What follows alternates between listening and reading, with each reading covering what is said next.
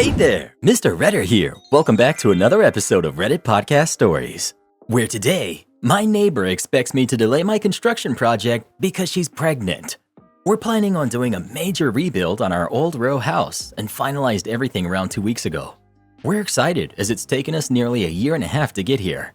We texted our neighbors this weekend to let them know construction would start at the end of the month for approximately 3 to 4 months. We're not extremely close with the neighbors, but we're always pleasant. One neighbor came by to talk to us after we sent the text and expressed disappointment in the timing because his girlfriend is pregnant and due next week. We ourselves were never told of her pregnancy until December and that she was due sometime in February.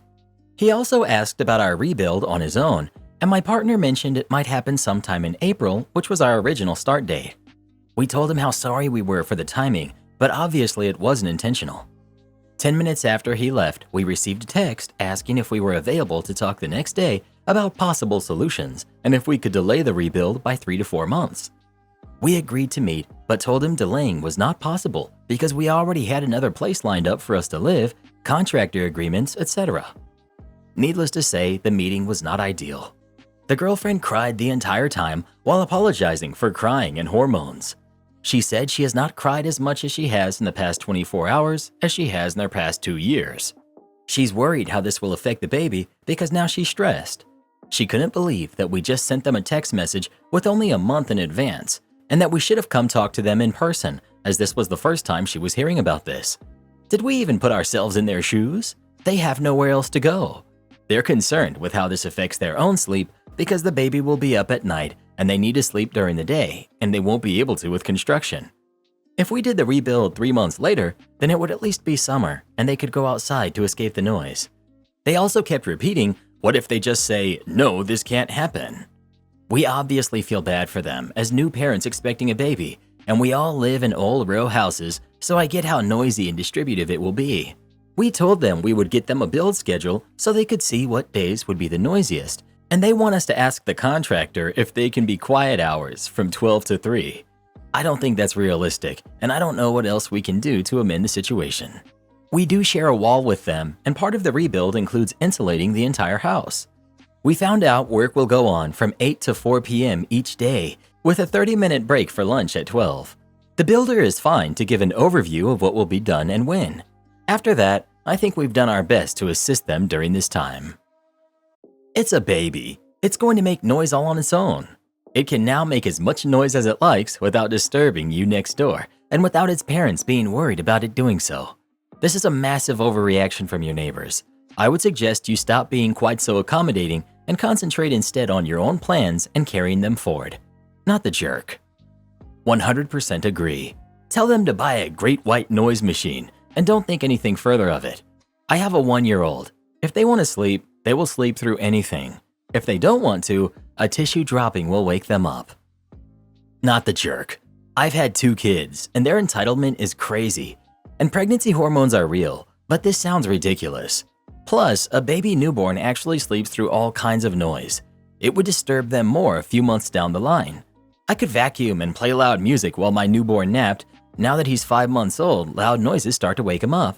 They'll get used to the noise quick too. And unless they're offering to pay for the pushing back of schedules, contractors, your accommodations, and some extra for the inconvenience, they have a rude awakening happening that the world does not revolve around them. Good that they learn early that also outside, no one gives a hoot if you have a baby. People yell in the streets, construction is happening everywhere, and cars are loud. Absolutely sucks for them, but they'll deal. Should I remove my wig to accommodate a coworker? I'm a middle-aged woman with hair loss. It's not alopecia.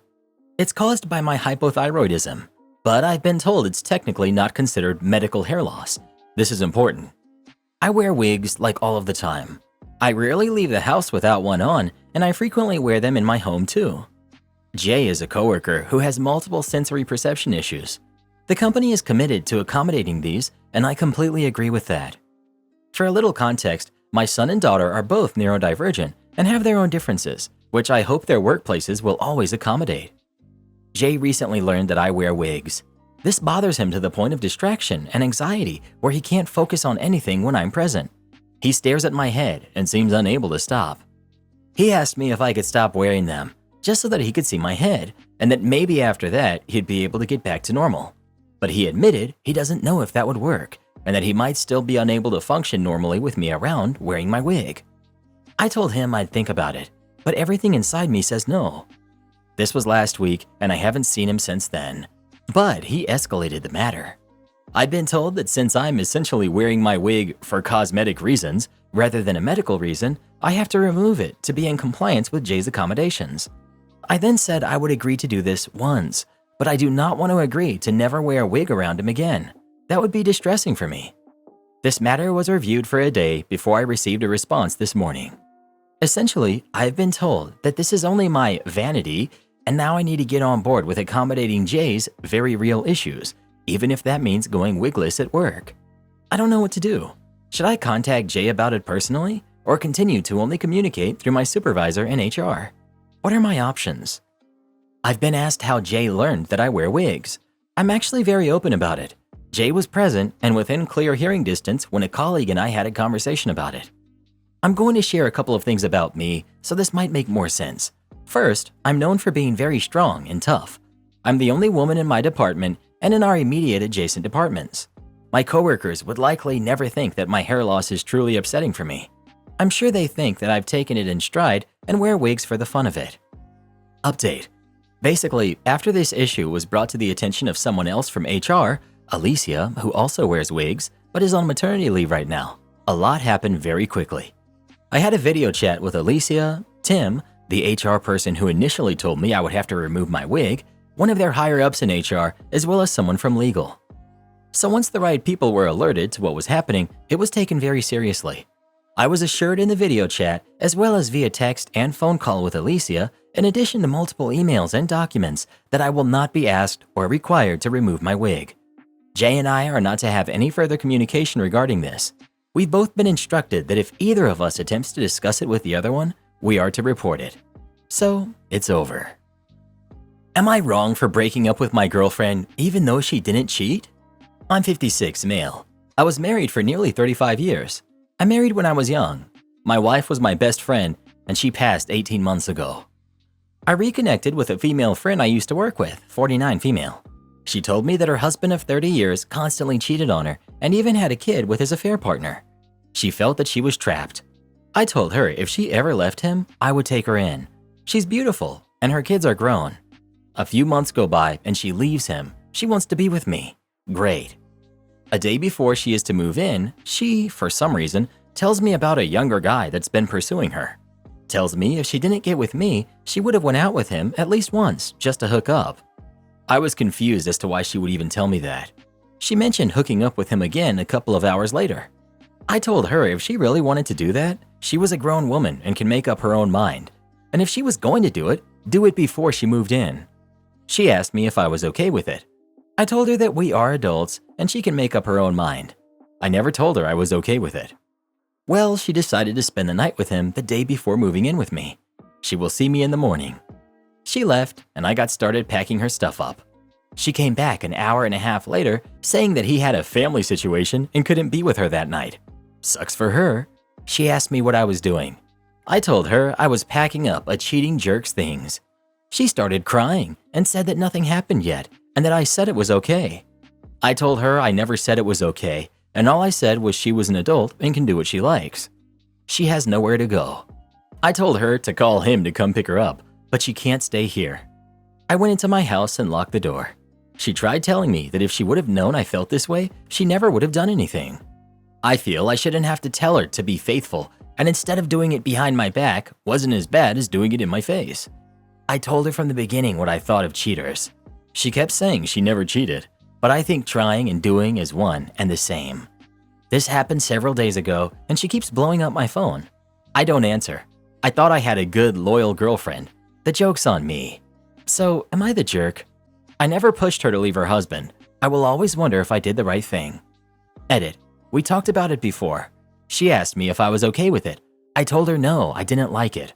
I never specifically said I would throw her out. Didn't think I had to. Then when she told me he was married and he had kids, that was when I just couldn't do it. She became everything she supposedly hates in a person. I loved her enough to probably get over a one-time thing because she was honest, As she was walking out the door is when I found out that he was married and they had kids. I asked her on our way out if she was going to his house, and she said that his wife and kids wouldn't like it. That sealed the deal. Quit telling me that I basically gave her permission. I didn't. I let her know I didn't like it, but would probably get over it. Until… Edit 2. Before this happened, she asked me if I was okay with it, and I told her no, I wasn't okay with it. We were exclusive, or at least that's what she told me. She also told me days before that if I ever cheated on her, she would be gone. So many women on here are acting like I gave her permission. I didn't. I also didn't forbid a grown woman from doing what she wanted. She did what she wanted. I did what I wanted. I guess she thought I loved her too much to dump her. I love no one enough to put up with them hooking up with other people. Just because I didn't specifically say that she would be gone from my life. Hooking up with that guy was worth losing me over. Or at least she thought it was. Life is a series of choices. She made hers and I made mine. We both made what we thought were the best choices for each of us. Her son is on his way to talk to me. He's married and they have 2 kids living in a 2-bedroom apartment. She's staying with him. I told him there's no way I will change my mind. I also told him not to bring her with him. I'll let you know how it goes. I don't know what he thinks will happen, but he's a good dude. Welcome here anytime. I don't care if all she does is cry. I did my fair share too. How long was she your girlfriend before you invited her to move in with you? He invited her to move in with him before she was even divorced. They weren't even dating yet, just emotional affair partners. Both of these people are nuts. Maybe instead of saying, do it before you move in, you should have said, if you do it, don't move in. But you're not wrong for skeeving bad behavior. How about not having someone who just broke up with her husband move into your home as the starting point of your new relationship in the first place? All kinds of poor judgment coming from all corners with these two. You're 56 and can't tell a woman directly that if she hooks up with someone else, you don't want to live with her? I'm not condoning cheating at all, but it sounds to me like you implied that if she wanted to hook up with this guy, to do it before she moved in, which sounds like a green light to me, but to each their own. Am I the jerk for telling my dad's wife she will never be as good as my mom and taunting her that I don't call her mom? My parents divorced when I, 17 male, was a baby. My dad had met his wife and decided he wanted to be with her and not my mom. It was messy, I'm sure. From the time I was 11 months old, my parents were sharing custody of me with an even 50-50 split for parenting time. Back when I was a baby/toddler and learning how to speak, my dad's wife thought it would be a good idea to taunt mom with the information that I had said mama for the first time at dad's house and I had said it to her. I've seen the messages because my mom had a folder to prove a hostile co-parenting environment. My dad's wife told her that she was always going to be the first mama and the most important one since she got to hear it for the first time. Things were so tense between my parents and it got bad enough that the court ordered they shouldn't have contact unless both parties agreed. That way I wouldn't be caught in the middle. My mom asked my dad if they could both take me for my first day of school. He said no and said his wife was going to be doing it with him because she was my real mom. Dad's wife sent texts to my mom about the day and saying everyone was complimenting her on how great her son is, etc. She admitted they talked over me when I was going to say something about her and how I forgot about her after that. Stuff like that happened a lot, and my mom has this folder which proves it all. I read the folder when I was 12. My mom was upset that I had found it, but also relieved that I knew what she had gone through with them. When I was younger and I felt uncomfortable at my dad's house because I couldn't mention mom at all and they always talked about dad's wife being my mom. I told this to a person who interviewed me when my mom took my dad back to court. My dad ended up losing custody for 2 years because of it, but won it back by taking classes assigned by the court. Then we got a new judge who refused to let me choose where to live at 14 and again at 16. This was even after saying nothing had really changed. Last weekend, I mentioned my mom to someone and my dad's wife jumped in, acting like I was talking about her. When we were alone, I told her she knows I'm not talking about her and to stop it. She was visibly annoyed by that and told me I have 2 moms and I should be proud of that. I told her I don't have 2 moms and would never be proud to call her my mom because she's nowhere near as good as my mom. I told her I know it bothers her that I don't call her mom. I said it was what she deserved for the whole mama thing when I was a baby. I made sure I taunted the point that she will never hear me call her mom. My dad was furious at me for talking to his wife like that. His wife was acting like she was about to cry for days after and told me that it really hurt her feelings that I was so spiteful towards her. It was horrible for the rest of the week. Am I the jerk? Not the jerk. She's getting a good dose of what she dished out to your mom all those years. Tell your dad that he and his wife were good teachers on how to be spiteful. Be happy that soon you can cut them out of your life for good. Am I the jerk for saying that my 401k should be off limits in an otherwise uncontested divorce? My soon-to-be ex-husband, B, and I are working through an uncontested divorce. In looking at our assets and liabilities, he stated he should be owed half of my 401k. I disagree. He commented that the majority of that money contributed was during the 20-year marriage. I commented that we did not sacrifice any household income to contribute to it, and I repeatedly adjusted down how much I contributed to ensure the household stayed running. I had it set up as an automatic 1% increase each year deducted from my paycheck. Edit. He contributed to his whatever he believed he could spare from his check. I never told him how much to contribute or not, other than to encourage him to start saving ASAP once we were married. He didn't have a dime saved before that. The problem is he's looking at strictly the numbers. His current $50K to my $300K, not how we contributed over those years. We both took money out of our individual accounts. He chose to do his as disbursements with tax implications, while mine were as loans that were paid back. I began contributing at 20 years old. He didn't begin until closer to 35. We married when we were 30. Now that we're 50 and divorcing, he thinks it's unfair that I have so much money that he doesn't have. So, am I wrong that I don't think these accounts should be included in the assets?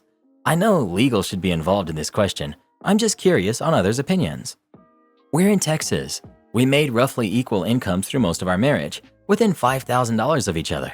2024 taxes has him making $69K to my $67K. Paid for house that was purchased in 2002 for $72K. Current tax value estimated at $145K. He agreed to an equity payment of $65K due to the condition of the house. Other assets include a paid-for truck, boat, ATV, and trailer, and a second vehicle that we still owe $25K on. I offered him anything he wanted of joint property. He wants all of the paid-for items except for the house. He wants his half of the equity in the house, which I've told him I can pay him for, but then also acts upset that he has to move. I've offered to allow him to have the house and I'll move, but he doesn't want to have to pay me for my half of the equity because he doesn't want a loan payment. 401ks are not protected in a divorce, I believe. Agree. He will argue that the only way she was able to put in so much was because he was working and paying bills with her. And that's true. It's also the only reason he put so much in his. It turns out splitting bills is really great for savings. Depending on your state laws, the income you put into the 401k will still be considered marital assets from the time your marriage took place, his as well. Some states allow the spouse to forfeit their right, but it sounds like he wants his share. At this point, you're probably going to need to get a lawyer involved that knows your state laws regarding assets, since you have so much more than him. There will need to be a deduction counted for what he owes from his, plus early withdrawal fees that I would require him to pay since he's refusing to give up his share. Get a lawyer, but you likely will have to give him a good chunk of your 401k. You never had so much money. You both had the money. This is how marriage works when you signed up for it. Sounds like neither of you are fit for marriage. Anyways, he'll get half. Fair or not, you will most likely owe just shy of half of it due to his 401k. Assets are assets regardless of who built it up in most community property states. My ex contributed $0 to our savings and less than 5% to the house, and we split everything. If OP was male, complaining that his wife hadn't contributed but wanted half, the pitchforks would be out. Yes, marital is marital regardless of gender. Karen thinks her son deserves honors placement regardless of his grades. I worked in a pretty affluent school district for 14 years and met a lot of entitled parents. These two from my first year of teaching never left my mind though. Obviously, dialogue is not really accurate. As an 8th grade English teacher, it was my job to recommend either Honors English, Level 1 English, or Level 2 English for my students' 9th grade year. Personally, I hated this. I want kids to work to the best of their abilities and not make them feel inferior when they just might not be mentally mature enough for a higher placement yet. Math and science also had to make similar recommendations. To clarify, Level 1 was a normal, rigorous class, probably comparable to the class I was currently teaching. Level 2 was for kids who really struggled with reading and writing. honors was very intense. Students would write numerous papers that might not even get graded. They would have multiple chapters to read independently each night, frequent tests and quizzes, and no grammar instruction because they should already have mastered it at this point. It was probably appropriate for maybe 20% of my students at most. Math and science were tracked in the same way. Parents never liked this either. Multiple complaints every year, but parents could choose to waive their kids into whichever level they decided. Pretty much never went well. So many kids who would waive into honors would fail quarter one and need to drop a level before the end of the semester. On the other hand, if they dominated in level 1, their current teacher could suggest moving them up. These two entitled parents asked for a meeting with me, the math teacher and science teacher. When they joined us in the room we were meeting in, they were absolutely simmering with rage. Their son had not been recommended for any honors classes, and that was not okay. Basically, we explained, kiddo did a good job, did his homework, got solid B's and some A's, did what he was asked. No more, no less. He fit the description of a level 1. Entitled Dad. Either you are all wrong, or this school has failed our son. He came in with straight A's in elementary school. You obviously didn't teach him well enough, or you placed him incorrectly. Entitled Mom. My husband and I graduated from Ivy League schools. Our other two kids are in Ivy League schools. Us. Okay, but we aren't placing them or you. We're placing this kiddo. And pretty much, if you do your work in our elementary schools, you get an A. Entitled Dad. Well then, you need to give him more time to do better. He obviously wasn't trying. Us. Honors kids don't need to be warned to try. They just try and succeed because they are really advanced in these areas. How will he get into a good college if he is at level 1? Every year, almost all of the senior class goes on to college. Some fantastic colleges too. Plus, if he does well, he can go up a level. Then put him in honors, and if he does badly, he can move down. Us. That can be really tough on a kid. To be in a class with others and then have to leave because you can't achieve what they can? Also, the class has to slow down to try to help any kid who isn't grasping the material, and now the whole class is behind. It's much better for a kid's self-esteem to do so well they move up. Also, remember, you can waive him in. Entitled Mom. We don't want to waive him in. We want you to recommend him. Entitled Dad. All of our friends' kids are in honors. How would it look if we had to waive ours in? Ding, ding, ding. There it is. They can't hold their heads high in the country club if their son is just normal. We ended up saying if he made a drastic improvement by the end of the year, we would reconsider. By the way, he didn't. Even with some incredible papers written at home for my class, weird how he couldn't write as well in class. Parents waved him in. He did horrible in all 3 and ended up back in level 1 for all except science. Ended up passing science by the skin of his teeth. Honestly, my heart goes out to him. That's really difficult, especially if your parents are comparing your success to theirs, your siblings, and your neighbors. Speaking of classes, what was your favorite class in school? Please leave a comment letting me know. Next we've got, delivery driver gets his karma twice. I was driving down a small country road with a 45-mile-per-hour speed limit that some choose to ignore. And coming up behind me was a standard work truck.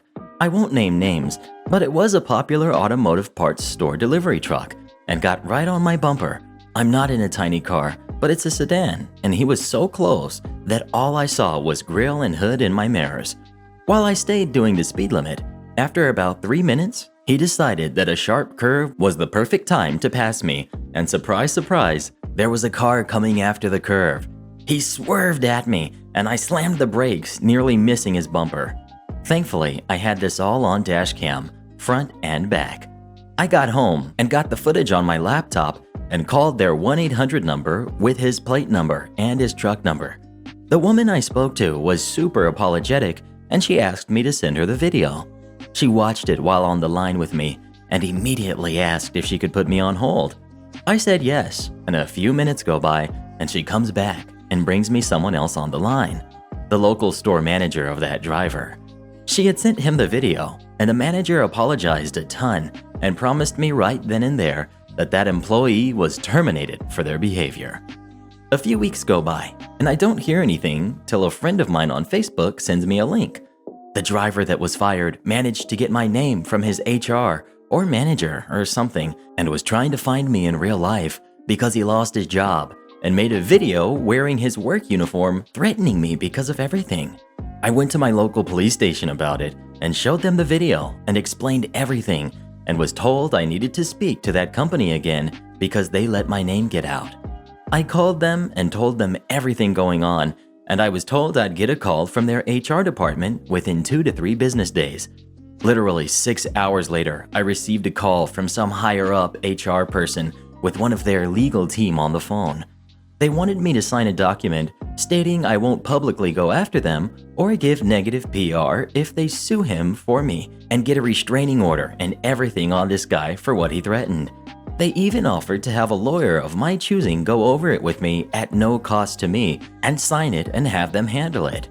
Another few more weeks go by, and that friend on Facebook, he knows that guy's family or something, said that the dude's mom posted some sob story that her son is going through some expensive court case that he likely won't win because the other team is over 10 lawyers. So not only lost his job, but then tried to find me only to have his ex-employer sue him. Next we've got, entitled parent calls my dad a liar because he doesn't look disabled. For some reason, it's almost like my dad and I are entitled parent magnets. When we're together, we usually have some sort of encounter. They're pretty minor most of the time, but occasionally they are absolute horror shows. This is one of those times. Cast. We've got Bug. That's me, your idiotic narrator. We've got Dad, the big guy I happen to share genes with. We've got entitled Dad, very angry and very overweight man in a minivan. We've got entitled Mom, the minivan man's wife. She was kinda okay. We've got kids 1 and 2. 2 very annoying kids, probably about 2 to 3 years younger than me. My dad and I haven't always gotten along, so while I was on leave, we tried to hang out as much as possible. So mostly that was us running to the store for groceries and other little things. This encounter happened in a Walmart parking lot, so I am not surprised by the lack of brain cells from the entire entitled family we met. A little backstory might help, so here it is. My dad is a veteran, 100% disabled due to his time overseas, and as a paratrooper when he was younger. This means he is able to park in handicap spots. He does this occasionally when his knees are giving him more issues than their normal pain. Today is one such day. Now a little more about my dad. Dude does not look like he is any sort of disabled. Even though he's pushing 50, he still works out as much as his body will allow him to. Man is still built like a gorilla and looks like he's still an infantryman. But anyway, on to the story. My mom asked my dad and I to head over to the store to pick up some food for dinner. Honestly, we ended up grabbing more snacks than anything, but we got what mom had asked for. As we were checking out, we heard the voice of God. Not really. It was the intercom asking for the owner of the gray Ford F-150 parked in the handicap spot to please come to customer service. Dad. Oh man, if someone stole my truck, I'm gonna cry. Me. Someone probably just doesn't realize that having DV on your license plate means you are a disabled vet. Bet you 20 that's what it is. Him and I finished checking out and headed over to where we were summoned and looked for whoever called for us. The first thing we noticed was the absolute whale of a man, his 2 kids, and his wife standing there. I kid you not. The man's face was beet red, and you probably could have fried an egg on it. Also, to be fair, calling the guy a whale is an overstatement. He probably was only 250 to 275, but that's still fairly heavy. But this is coming from a 150-pound stick bug, so what do I know? Entitled Dad. Is that your truck? Why the heck did you take up a handicapped spot if you're obviously not? Entitled Mom. Her voice actually would have been pleasant if she wasn't so angry. My husband has very serious hip issues, and he had to walk from the back of the parking lot to the front of the store because of your rudeness. Dad. Sir, ma'am, I can park there. I'm a disabled vet. Entitled Dad. BS. If you're so disabled, you shouldn't be able to maintain your body like that. Me. Sir, he was injured overseas. Some days it's worse than others, and today his knees keep locking up. My dad then lifted his pants leg to show them his knee braces, which honestly looks like some futuristic exoskeleton make you run fast and jump far kind of thing. The woman immediately looked embarrassed and apologized, something I wish her husband had done. Entitled Dad: I don't give a crap. I had to risk messing up my hip even more because your sensitive little dad's knees hurt, kid. I have actual pain. Entitled Mom: Sir, please forgive my husband. He's just angry right now.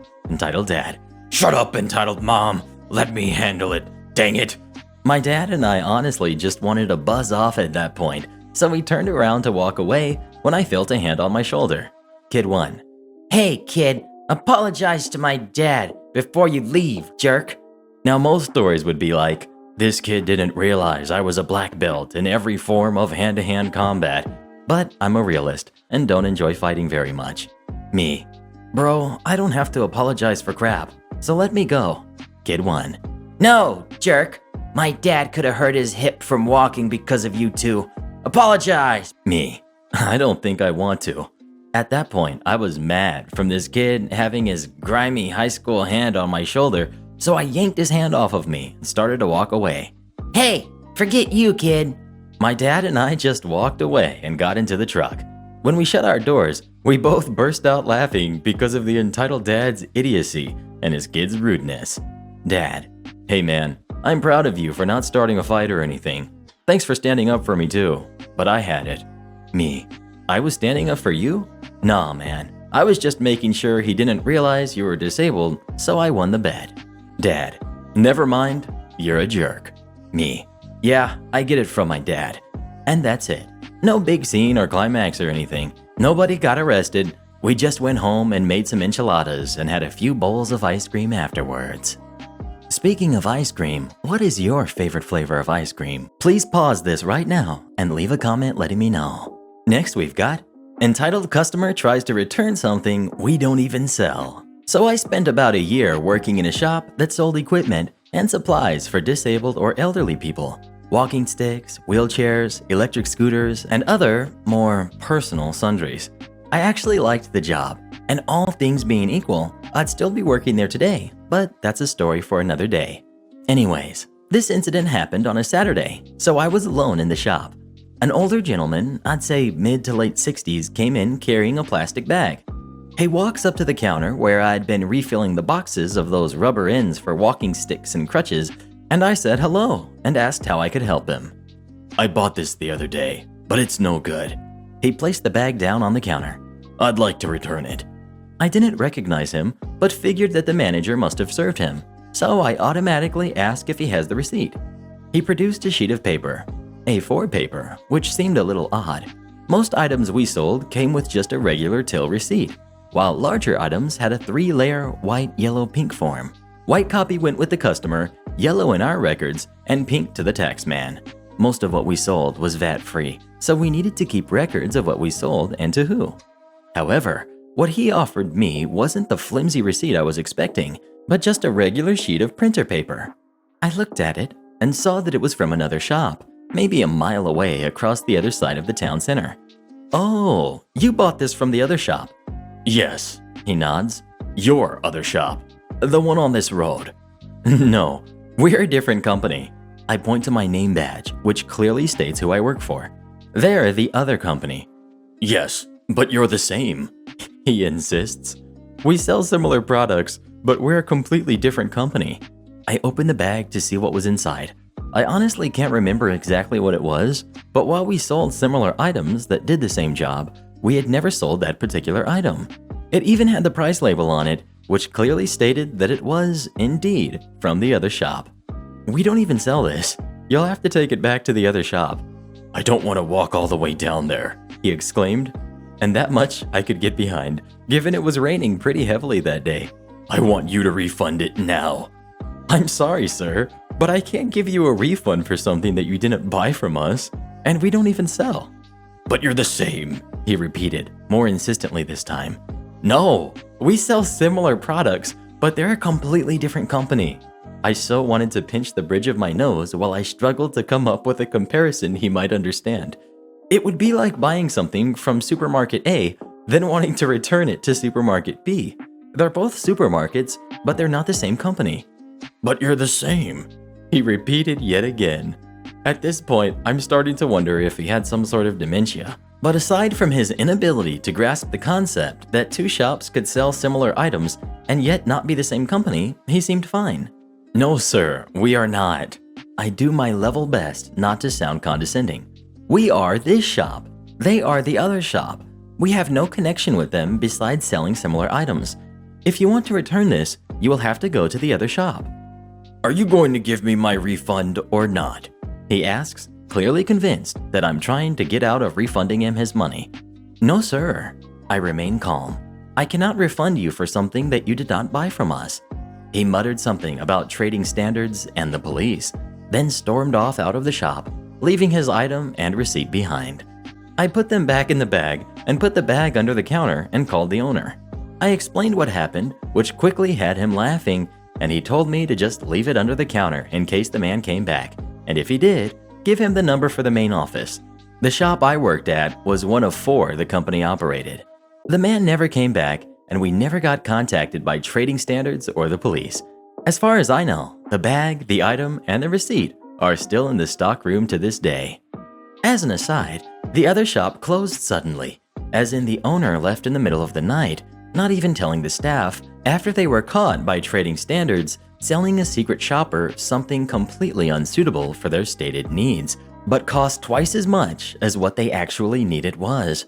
I, on the other hand, always made sure I sold someone the best fit for their needs, even going so far as to refuse a sale once. But again, a story for another day. Next we've got, nice try, Karen, but you're not my mother. Where this story takes place is actually the only motel my parents have managed thus far. It's pretty old, and a lot of things have to be manually done or switched on or off. So it was a Friday and early evening. I was heading down to the opposite side of the hotel to turn on the exterior lights, the electronic sign, parking lot lights, etc. This motel didn't have all doors with electronic locks, so the door I had to get through was actual lock and key. So I'm walking down past all the rooms when a door behind me opens. I keep walking, barely throwing a glance over my shoulder. I eventually make it towards the end and am just about to pull out the key when I hear rapid footsteps. I turn around, stopping another wild Karen in her tracks. Alright, she didn't really look like a Karen, but I had been in the lobby when she checked in, and yeah, no doubt about it. For a second, she actually hesitates to talk, almost fooling me into thinking, oh, great spaghetti monster, was I wrong about her? Ha, nope. Karen begins to berate me for not being behind the desk and getting her food. What the heck? It's a motel. Where does she think she is? La expensive hotel?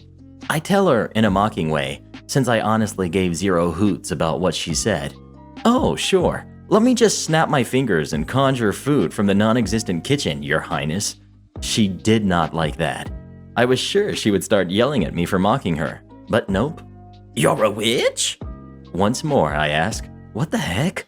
This just took a turn that made me long for a big stick to smack her upside the head with, because something was obviously just rolling around up there. Maybe if I did it hard enough, I could make her qualified to be shipped up to the loony bin or the funny farm. I start laughing in her face, mostly from my own thoughts. Her face starts to turn this shade of red that makes me laugh even harder, because it makes her look like the tomato from VeggieTales in a blonde wig. Why are you laughing?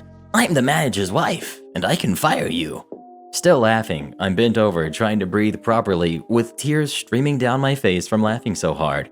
That makes me start snorting from breathing in and out at the same time. I know that's total BS. I wrote in my first post about my parents, right? My parents are the collective manager here. She has no idea. I eventually take a deep breath, clench my nails into my palms, and look this Karen straight in the eyes. You'd fire your own daughter, ma'am? I later told my mother about this, and she kind of found it insulting I'd say that. My mom is so much better looking, according to my father. Karen looks so dumbfounded by what I'd said that I have to actually turn my head towards the side completely so she's out of my line of vision so I don't start my laughing fit again. She huffs angrily and walks away. I turn on the lights and think that's the end of it. Nope.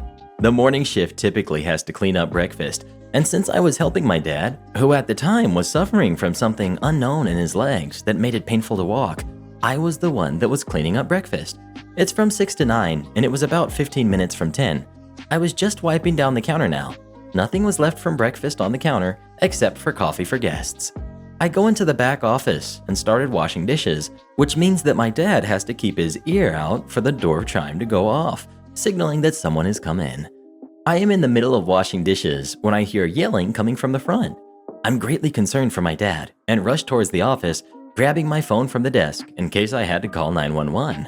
I didn't. Lo and behold, Karen had arrived. She was yelling at my dad about how there was no breakfast set out, how he was a jerk employee and she knew the manager. Yeah, well, she did. She was talking to him after all. My dad kept trying to explain breakfast hours were over and they were under no obligation to keep it open for her, even pointing to the sign right behind his head that stated the hours too. Karen was not having it. She saw me as soon as I walked in. "And your employee cursed me last night when I was simply asking for directions." No, she didn't say cursed at me. I have to do the whole nails in palm trick to not start laughing at the memory, because I would no doubt get in trouble for that. My dad turns to me and gives me this questioning look. I shake my head and shrug. "Ma'am, she's not a—" "I want her fired right now!" Well, as we say in the industry, the customer is unfortunately always right. My dad turns to me, his face away from Karen, and gives me a grin before saying, "You heard the lady. You're fired." I give him a returning grin. "Okay, Dad, I'll go finish the dishes." Karen starts sputtering nonsense, but my dad turns to her and says, "Is there anything else I can help you with?" Karen demands to see the manager. Now in the back office, a few steps away from the open door that separates the office from front desk, I watch my dad stroll into the office in quite a bit of pain, which made me mad. Close the door, wait a minute, before he walks back out and says, "I'm the manager here, and I'm asking you to leave the property." Karen screams, "Well then, I'm not paying." Okay, guess what? You already paid at check-in, with cash that requires a $50 deposit, so therefore, you're not getting it back. My dad shrugs, and I walk out from behind the desk a moment later to refill the coffee pot, where Karen has moved to get some. That's right, she didn't leave. Karen starts yelling at me now. It's endless screaming and yelling. "What the heck are you doing? You're fired!" I smirk and tell her two things. One, I'm the manager's daughter and not actually an employee. Two, the coffee here is for paying guests, and since you clearly stated you're not paying, you can't have any. The coffee was out anyways, so she couldn't get any even if she tried. Karen, now understanding why I had called her mom the previous night, storms off. I don't see her again for the rest of the weekend. Which, too, Wild Karen 0. I had an office food thief, so I bought a hidden camera. A few things about me that made it really lame to have a food thief. I have a lot of food allergies, so I can't just get lunch at the cafeteria or at a nearby restaurant. Because I have a new baby, half the time I don't manage to show up at work with a lunch. I either run out of time to pack one, or if I did remember, I leave it on the counter. My solution to all of this was to leave lots of non-perishable snacks in my office, and also a lot of candy, because I also have a 3-year-old, and therefore work is the only place I can shovel Skittles into my mouth without a little hand extending into the field of vision and a little voice saying please. Snacks that were specifically free of my allergens, some of which were specialty foods because of this. The type of specialty food that just doesn't taste as good as food that contains the allergen, and also costs twice as much. Because I'm not getting a lot of sleep right now, I deserve nice things. So, because I'm not getting a lot of sleep right now, when I first came back from maternity leave, assembled my snack hoard, and started having things go missing. I genuinely thought I was just losing my mind. Boxes of candy were running out faster than I thought I was eating them. I'd come in the morning, and things wouldn't be where I left them. At one point, I brought a bag of chips to work, folded the rim of the bag down so I wasn't plunging my arm elbow deep into the grease pit, and then put a bag clip on it when I went home. And when I came in the next morning, the bag was unrolled and re-clipped. I went, wow, I must be more tired than I thought. Rolled the bag back down, and the next morning it was unrolled again. Just little things like that, almost every day, that made me go, wow, the post-baby brain is worse than I thought. And then I got the flu. I got the flu, and I was out for a whole week. Left behind at the office was an almost full box of Enjoy Life cookies, which are not enjoyable but are free of all major allergens and are also $5 a box for like 12 sad little sand pies with some cinnamon on top. I ate one row of these cookies and then I was out of the office for a week. For 1 week, I was not eating any of my snack hoard, but someone else was. Because I came back to work, opened my box of cookies, and found one. There was one single solitary cookie left. And on further examination, the one box of candy that had been opened was nowhere near to be found. And on top of that, the thief had done me the courtesy of opening a new box for me. Except that they actually followed the push here to open instructions instead of just ripping one end of the box like I do. Which they should darn well know at this point, because by this time, they had been stealing from me for 2 whole months. The combination of these two things, the sheer audacity it takes to open a new box so you can continue stealing from someone, on top of the consumption of almost a whole box of specialty cookies that aren't even good, enraged me enough that, after going to my boss and getting some vague promises about checking if the security cameras in my wing of the building are functional or not, I went straight to Amazon and ordered myself a nanny cam. Not for my baby, for my snack hoard. Conveniently, it arrived the day before Valentine's Day. I set it up on top of a file cabinet looking down at my desk. On the desk, I laid out a fantastic spread of baked snacks. I got all my thief's favorites, and then I took it one step further. I bought myself a Valentine heart, broke the seal to make it more inviting, and left it out on my desk. The next morning, I came in to see some very obvious snack carnage. My thief had slowly been getting more brazen. Again, who opens a new box of something and opens it differently than the person they're stealing from? But this was just on another level. Individually wrapped things had been dumped out of their boxes. Bits of packaging had been thrown away. And yup, they had eaten some of the Valentine candy. For shame, office thief. Don't you know that's from someone who loves me? I played back the video. All was quiet throughout most of the evening, and I was just watching the shadows lengthen as the sun slowly set through the hallway window. And then, shortly before midnight, the night janitor arrived and went right ahead and took a 12-minute break in my office, sitting in my chair, eating my food. I started taking screenshots. I got him shoveling candy into his mouth with full palm to lips intensity, pouring things out onto the desk to pick his favorite flavors, not even bothering to put them back where he found them. And yes, eating my Valentine's candy. Screenshots went directly to my boss in an email. I went directly to my boss's door to hover and grin and ask if he had read my email. And I got assurance of a strongly worded email to the cleaning company and the barring of this particular employee from our place of business. I was also tactfully asked to please take my unauthorized spy camera home, which I did. I thought this was over until the girl who works the concession stand dropped by to thank me. Apparently, the food thief would start his shift just as she was closing down for the night and would try to get free coffee in that creepy guy way. One of the reception staff came by with the same sentiments. I'd never met the guy face to face, but apparently, as a woman, it was not a fun experience to have. I'd shown my screenshots to a few coworkers. Who's eating 5 rabbits in a long coat's food had become office gossip by this point, and word had spread fast. I worked an earlier shift, so I didn't recognize him, but people whose shifts overlapped with his did. I hadn't told my husband about what I'd done because when I came home raging about the blatant theft that had gone on while I'd had the flu, his only response had been, "You really shouldn't be leaving food at work then." But when I came home with the nanny cam and explained where and why I'd gotten it, his reaction surprised me. "You know, I think this is the first time I've seen you stand up for yourself. I'm proud of you." You know what, Reddit? I'm proud of me too.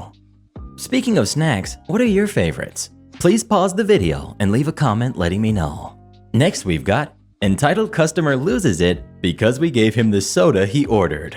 For context, both my parents were born and raised in Iowa, but my siblings and I have spent most of our childhoods in varying states of the US because my dad was in the Army. We moved to Georgia after his retirement from the military, and while I personally have moved back to Iowa for culinary school, my mom and all of my siblings still live in Georgia. After I graduated from high school, I started working at a popular chicken restaurant in the South that is unfortunately not available up north. One of the biggest reasons I'm looking forward to visiting my family this summer, to be perfectly honest. My older sister 2 from my previous post, who also worked at the same location and helped me get the job because it was my first job ever and I was inexperienced. I learned quickly enough, and it's still one of my favorite jobs to date. Sister 2 was one of the best workers at the store, as well as the favorite of several of the managers. Even though not a single family member of ours lives in the town where that particular store is, she still goes there occasionally to visit her old coworkers. On to the story. Sister 2 and I were both working the drive-thru that day along with another employee, who we'll call coworker. It was a busy time in the store, so Jordan was going back and forth between the drive-thru and the front registers. My sister and I were just fine on our own though, so we didn't mind that he was flip-flopping. So this guy, the entitled dad, comes through the drive-thru with several kids screaming in the back seat. He orders an entree for himself, and since it was Wednesday, he was able to get 2 free kids meals with that. Since he was the only adult in the car, he had to pay full price for the other 2 kids meals. While working out his order, he and my sister have a conversation that goes something like this. Entitled dad: "Can I get a Coke with my meal?" Sister 2: "Of course, what kind?" Keep in mind, this is the South. And while us Northerners say Coke and mean Coca-Cola, many Southerners use the word Coke to describe any Coke product. And given that the soda machine this restaurant had was one of those Coke freestyle ones where you can get any Coke product ever, this was a necessary clarification. Entitled dad: "What? Are you an idiot? A Coke?" Me: "Sister 2, he doesn't have an accent. He probably means Coca-Cola." The 4 oldest of us were mostly raised among people with Midwestern accents, so most Southerners have an accent to us. Sister 2: You're right. She tells entitled dad his total, and he goes up to the window. Evidently, Sister 2's clarification put him in a foul mood, and instead of acting like a civilized human being, he throws his credit card at Sister 2 from his car window for her to process the transaction. Sister 2 has her silent rage face on, but she's been working food service even longer than I have, and she has therefore seen worse, so she says nothing. I wrote down his license plates, then check on entitled dad's order and give it to him. Entitled dad: "Can you believe your stupid coworker? What kind of Coke? Honestly." Me: "Sir, that stupid coworker is my sister, so I would advise you to stand down. I'm the only one allowed to call her stupid." Sister 2 laughs at this because I have never called her stupid in our lives. She's much smarter than me, and we both know it. Entitled dad: "Well, maybe you should call her stupid for asking what kind of Coke." Me: "In case you haven't noticed, many Southerners call soda of any kind Coke, so of course she had to clarify." Sister 2 gives entitled dad his Coke, which he takes a sip of and promptly spits out. "I wanted Diet Coke." Sister: "You asked for Coke. That is Coke. You should have clarified Diet Coke when I asked." Entitled dad: "Shut up!" And he throws the Coke at her, soaking her uniform. I was seriously ready to throw hands because that's my sister, and he just threw a soda at her. I give him back his card and tell him to kindly buzz off with my customer service smile while coworker goes to grab a manager. Entitled dad: "Give me my Diet Coke and comp my kids' meals for your stupid mistake." I simply shut the window and wait for awesome manager. Awesome manager: "What happened here?" Sister: "He threw the drink he ordered at me because he failed to mention he wanted diet when I asked." Awesome manager opens the window. "Sir, I'm going to have to ask you to leave." "Not until I get my money back from your stupid employees, and that tiny jerk gets fired." Manager: "Fired for what?" "She told me to buzz off." Manager: "OP, is this true?" Sister: "Of course not." Entitled dad: "It's true. Check your cameras." Manager: "Fine, but I must ask you to leave the drive-thru. You're holding up the line." Entitled dad yells again and speeds into the parking lot, leaving his kids in the car and storming inside. Manager: "Are you sure you didn't?" Me: "Of course not. Manager, you know me." Entitled dad comes inside. his face contorting with rage as he spots me cleaning up the mess he made. That little jerk called me names. Manager: I highly doubt that, but since you kindly asked, sarcasm, we can check the cameras. Awesome manager checks the cameras and sees entitled dad throwing stuff at my sister and sees my customer service smile as I told entitled dad to buzz off. I did not call him names, but since I was smiling and manager can't read lips to save his life, he takes mine and sister's side and asks entitled dad to pay to have sister's uniform replaced. Heck no, she messed up my order. Manager: I can clearly see you throwing things at her. Of course, we could press charges if sister wishes. Sister had been cleaning herself up in the bathroom, so I take a guess as to what she'd want. Me: she isn't very confrontational, so I think she'll settle for you paying the damages. Nobody asked you. Me: Manager, I changed my mind. I think after seeing entitled dad's attitude toward her sister, my sister would love to press charges. Entitled dad: My brother is a lawyer. I'll have your entire restaurant closed down. Manager whispering to me: OP, did you get entitled dad's plates? Me: I wrote them down as soon as he started getting nasty. Entitled dad: What are you whispering about? I'll get both of you fired. Manager: Sir, I'm going to ask you again to leave or I will call the police. Fine, your restaurant is nasty anyways. Entitled dad storms out. I gave awesome manager the napkin I wrote the license plates down on, and manager stays in the office to call the cops. Sister did not want to press charges like I predicted, but we were both allowed to go home early. I stayed to help coworker in the drive-thru until the rush died down and left with sister after. Since her pants were ruined, I bought her a new pair at Walmart before we went home. This took place shortly before sister went back to college and I started college after the summer. So I still don't know if entitled dad ever got justice. Usually when telling this story in real life, I embellish the ending with a court battle in which entitled dad gets totally owned. But unfortunately, that didn't actually happen. A person can dream though. What's your favorite flavor of Coke, if you know what I mean? Please leave a comment letting me know. Next we've got entitled parent tries taking disabled mother's parking spot, gets humiliated. Okay, so this story happened something like 20 years ago, so my memory of the exact details are somewhat hazy. My mother has multiple sclerosis, and over the almost 30 years since she was diagnosed, it has taken her ability to walk. Today she needs a wheelchair just to get around the house and sometimes has trouble transferring from the wheelchair to her armchair or bed. But this event took place back when she could still get by with a wheeled walking frame over short distances and only needed a wheelchair if it involved extended distances, such as, for instance, doing the weekly shop at the local supermarket. I can't remember exactly how old I was when this happened, but it must have been before I got my driver's license, as I was sitting in the passenger seat when this happened. I was going shopping with my mom, so I could push the trolley and do any heavy lifting while she got around in her wheelchair. We arrived at the supermarket and only the very last disabled parking bay was free. Not a problem, as we only needed one. The car park was very clearly laid out and marked as being one way, meaning that you were expected to go the long way around if you missed a bay, which is why we were surprised when we encountered a car coming the other way, trying to get into the same parking space. Cue classic 2 cars, 1 space scene. We've all been there. Windows are rolled down so my mother and the other driver can discuss what's happening. I will be paraphrasing due to not remembering the exact wording. Entitled parent: That's my space. Mom: You came the wrong way. Entitled parent: I know, but I need that space for my daughter. I look over and there's a baby seat in the back of the other car. Mom: Is your daughter disabled? No. Mom: Then you need to use the family bays. The supermarket had more family bays than it had disabled bays, so they were just a little further from the doors. Entitled parent: Those are too far to walk with my kid. Mom: Well, at least you can walk. This line I remember perfectly. Now, my mother has never been one to use her disability as an excuse.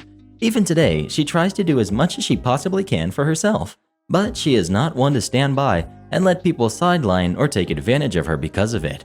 Entitled parent turns a truly wonderful shade of green, my mother's words having cut through her defenses and scored a critical hit. She backs up and makes her way over to the family bays, allowing us to park in peace. While we were in the supermarket, I happened to catch a glimpse of entitled parent as she pushed her daughter around in a trolley. She saw my mom in her wheelchair and did a quick 180 and walked off, appropriately ashamed of her previous actions. I like to think that maybe we stopped her from turning into a full Karen that day. Next we've got, entitled parent thinks I work at Wonderworks and demands I turn down the volume. Backstory. Me and my family decided to go down to Myrtle Beach. It's on the east coast of the US for everyone who doesn't know, for vacation. Now Myrtle Beach is kind of like a tourist attraction, hence why it has Wonderworks. And for those of you who don't know what Wonderworks is, it's basically like a mini amusement park with tons of science experiments and stuff inside. Anyway, they have a wind tunnel so you can see how fast winds are going in a hurricane. But this particular entitled parent and her kid didn't like how loud the wind tunnel was. So, on to the story. Wind tunnel starts off. Entitled parent shouting over the fans, "Can you turn the volume down? I have a headache." Me, also shouting over the fans, "The door is right next to you. You can leave if it's too loud." Entitled kid starts bawling, but I couldn't hear him. "Look what you did. You made entitled kid cry." Wind tunnel starts to stop. Me, starting to lower my voice. "I'm pretty sure the fans are what made him cry." Entitled parent, still thinking the fans are on. "You made him cry. I told you to turn down the fans." Some of you might be thinking that I work there, but nope, she somehow thought I was working there. Anyway, me. "First of all, I don't work here, and I told you the door was right next to you." The employee running the wind tunnel comes over. Employee, "What seems to be the problem?" "Your employee didn't turn down the volume on the wind tunnel." Yes, she said that. Employee, "First of all, he doesn't work for us, and the wind tunnel is at a set speed." "Lies. I want him fired."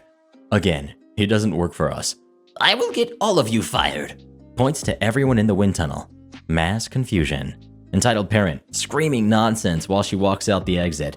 Employee, "Sorry everyone, some people may have a screw loose." Me, still trying to process what happened. "I'm going to go to a different experiment thing." Luckily, entitled parent or her kid didn't come back, and I had a fun time there. And for you people who want to go to Wonderworks, it's expensive.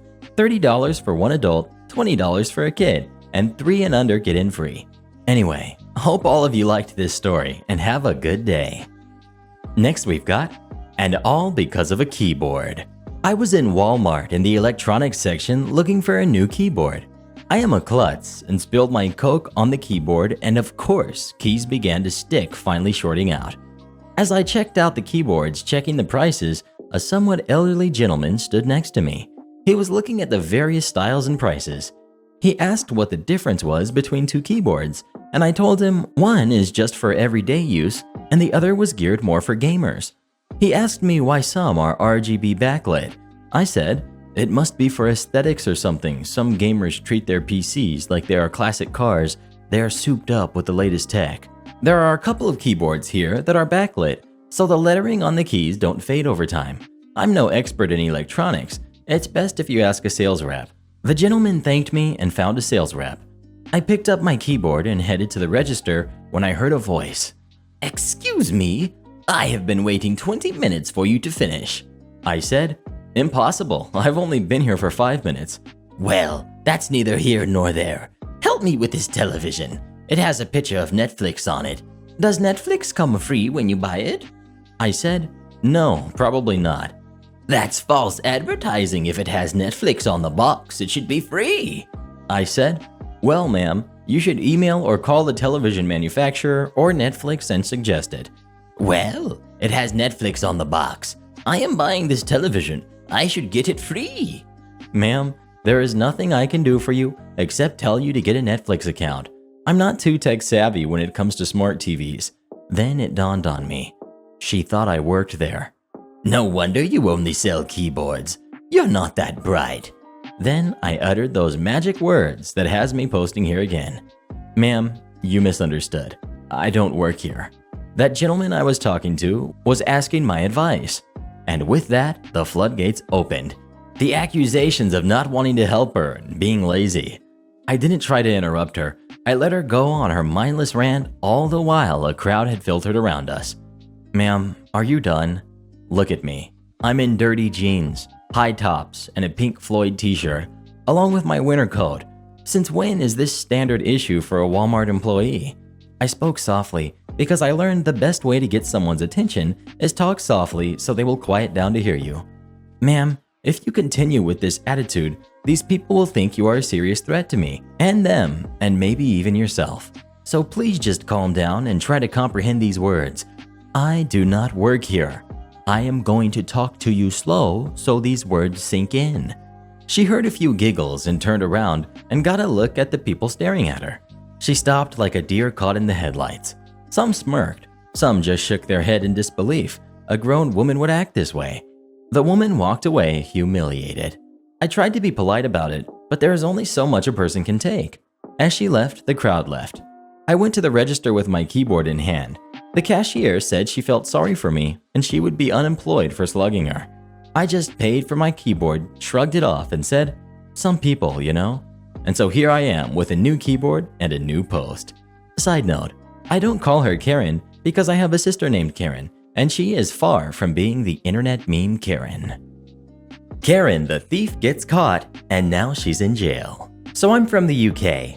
So a store we have here is AITA, which is basically a small Walmart. I had just done some midweek shopping to top up on some essentials, which included some toiletries, most notably for this story, shower gel. I'm in the car park outside the store when a woman pulls in. My Karen sensors were going crazy at this point. It's like she had won the Karen bingo in terms of looks and posture. She gets out of her car with her son, who is about 3 or 4, and spies on me and my clear plastic bag with shower gel showing through, and immediately runs to me so fast I can see her outline in smoke beside her car. Karen: "Excuse me, what is that in your bag?" Me: Messages? In Scotland, we call groceries messages. It's weird, but who cares? Karen: "Well, I just spotted that bath soap." She actually said that, and was wondering if I could get a look at it. The Karen alarms are going off at this point. Me: "Why? It's in there, 3rd aisle."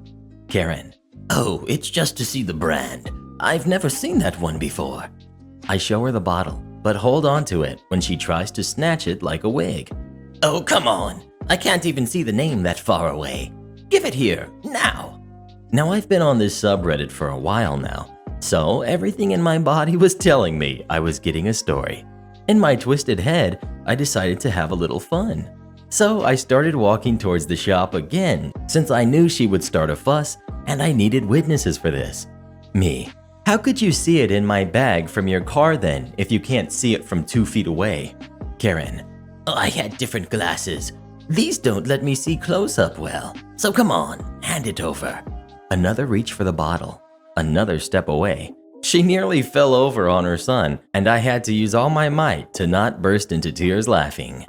Me: "Well, you wanted to hold it? I'm sorry, I had no clue." I hand her the bottle. For reference, we are now about 10 feet from the entrance. Karen: "Oh, look at that. I can read it now. See, we could have avoided that whole thing if you weren't so dumb."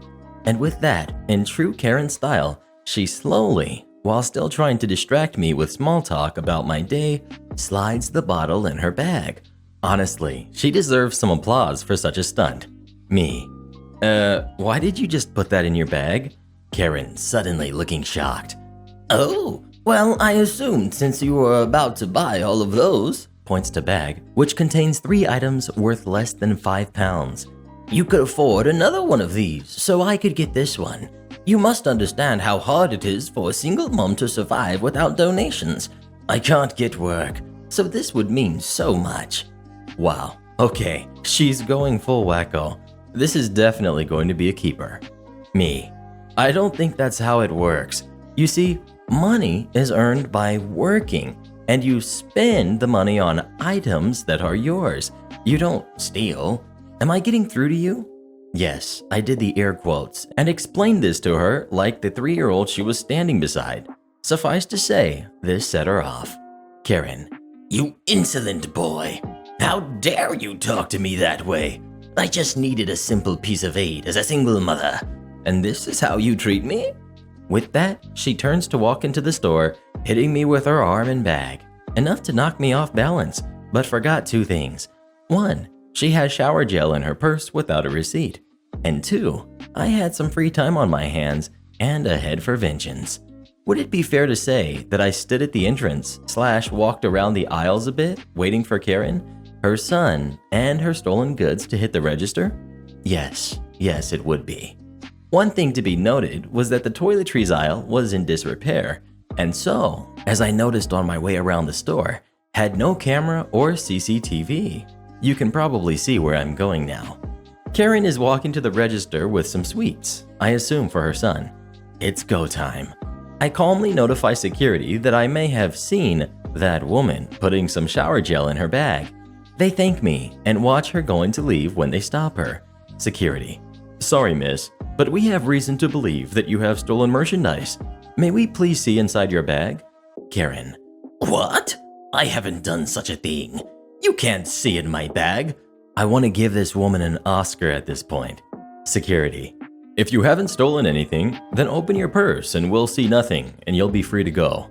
Karen, as if suddenly remembering about the shower gel: no, under no circumstances can you see in here.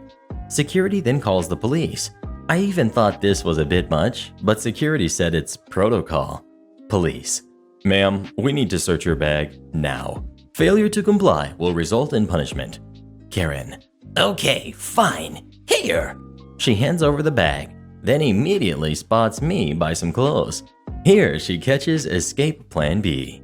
Karen: officers, that boy over there may have put something in my bag.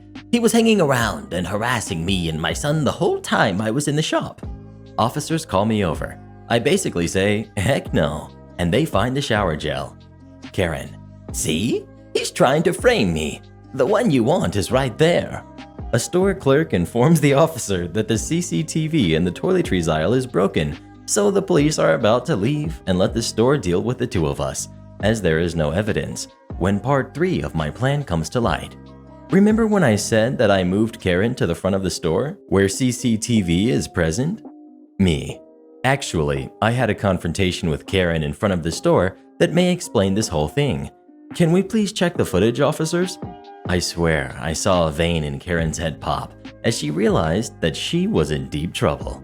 With that, she ran directly at me like a bull seeing red, leaving her son standing there, just saying, I'm a pretty skinny guy, so I was about to scream when, once again, my brain saved me. What was this expert plan? I stepped to the left a bit. Karen kept going. She ran straight into a register, immediately got winded, and kind of just stood there, glaring at me. Her face was redder than a tomato, and I just had a slight smirk on my look of surprise. We checked the cameras while Karen was put in a police car. Sure enough, the whole confrontation was plainly visible. She's now getting jail time for taking a bottle of shower gel. Me 1, Karen -2. Edit: some context as to why Karen got jailed, as far as I was told. She apparently had caused some trouble in the store before. Antisocial behavior, an employee told me. So the police already had history dealing with her. She seemed quite unhinged, so this made sense. I understand that this is honestly quite unbelievable, but I'll answer any questions you have with the limited knowledge of her history in the area. Next we've got, I wouldn't let entitled mom's kid pet a snake. This fun little story happened while I was interning at a zoo this past summer. One of my tasks was to take an animal, in my case a ball python named Kipira, to a designated spot and talk about her. These were called animal encounters. After being trained to do them with one of my supervisors, I could do them by myself. If I felt comfortable during the encounter, I could let people touch the animal. The only requirement is that I bring hand sanitizer. This particular time, I forgot the hand sanitizer. We also have to have a radio on us at all times. This I did not forget. It was my second to last day, and things were a little hectic in the department I was interning at. So off I went on my encounter. We've got me, we've got entitled mom, we've got her kid, around 4 or 5, and we've got security.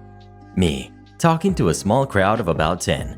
Kid, playing behind me, then realizes I have a live snake in my hands. He runs up to me and reaches for Kipira. I raise my arms to my chest level and out of his reach. He was really excited, and honestly, it was really cute. That reaction was one of the many reasons I loved doing this task of my internship. Enter entitled mom, rounding the area her son was playing in. Me, sorry bud, we're not going to touch the snake today. Addressing him and the small audience. Do you guys know what kind of snake? Entitled Mom. Why can't he just pet the dang thing? You're holding it. Me. Well, we aren't going to touch Kipira today since I don't have any hand sanitizer to clean everyone's hands with today. Still cheery despite the attitude this entitled mom is giving me and my heart pounding. I'm not afraid to stand my ground, but confrontation gives me stupid amounts of anxiety. This is a ball python, and she, entitled mom, digging through her purse. Well, I have some hand sanitizer right here. So here, let him touch the stupid thing. Her kid, still really excited, still jumping for the snake I'm now holding at shoulder level. Me. Well, it wouldn't really be fair if this little man got to pet the snake and no one else could, right? But if you stick around, you'll learn lots of cool facts about Kipira and other snakes like her. Addressing the audience again. What kind of food do you guys think she eats? Entitled Mom. We paid good money to be here, and you're going to bring this thing out and not even let my son pet it? Part of my ticket includes an animal encounter, and he wants to pet it, so just let him already. Me. Well, the animal encounter you paid for is for a specific animal. If you want, I can show you where you're supposed to meet your guide. Unfortunately, the animal I have is not part of that program. I'm trying not to let my voice crack or tears leave my eyes at this point. Entitled Mom. Just let him pet the stupid animal before I snatch it from your arms and let him pet it myself. Me. I close my eyes and take a deep breath. Then I ignore Entitled Mom and her kid, who's still jumping all over me like I'm some kind of jungle gym, completely. I heard you guys say that she eats mice, and you would be totally right. How do y'all think she's able to eat them without arms and legs though? Entitled Mom yanks her kid away from me by the arm, and now he's at meltdown level temper tantrum. She storms off and my heart rate begins to slow, thankfully. About 10 minutes later.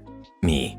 When she sheds, her skin comes off, all in one piece, even the skin on her eyeballs. Crazy, right? Entitled Mom. That's her. I whip around to see Entitled Mom, her kid, and 2 security guards in tow. My heart drops to my feet, and I think to myself that this is the end of such a great internship. Security. Hey, how's it going? Me. Great, is everything okay? I didn't hear anything on the radio. I tell the audience that I have to put the snake away and that they were great to talk to. I put Kipira safely and securely in her transport cooler. Entitled Mom. You're not going to make her give you that dangerous animal? Security. You're not part of herpetology, right?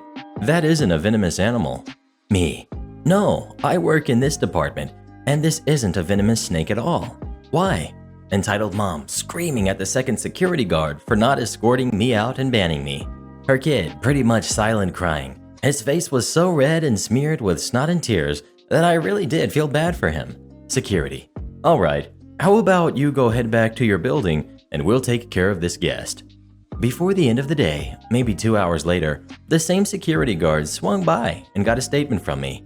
He sat down with me and my supervisor and told us Entitled Mom's side of the story. Apparently, she marched up to the security building near the main entrance, yelling about a deranged employee that let a poisonous snake bite her kid. An on-site EMT looked all over him and found no evidence of any kind of bite. Then they let Entitled Mom lead them to me. He said they took care of her and that I won't face any disciplinary actions since they also got a couple statements from the 2 or 3 guests that saw the whole interaction. I don't know what happened to Entitled Mom or her kid. I'd imagine she was removed from the property and possibly banned, but the rest of my internship was amazing. Do you like snakes or are you afraid of them? Please leave a comment letting me know. Next we've got Post Office refuses to take competitor's package, Karen completely loses it. I, a mail carrier, was filling in on another carrier's route one day. On this route is a small business owned by a Karen. Not her real name, obviously, but you get the idea. Karen ships items with us, FedEx, and UPS, whatever her customer prefers. This is understandable. Customer wants, customer gets. The full-time carrier on this route had left notes for anyone filling in and as a reminder to himself to check each item out going, because Karen apparently has no idea that the USPS, FedEx, and UPS are entirely separate entities and will just put all of our outgoing packages in one big pile. So I see the note to check, and I do. Mixed in with the stuff for USPS are 2 small packages that are next day air for FedEx, so I take them out and put them aside for the FedEx guy. Karen sees this.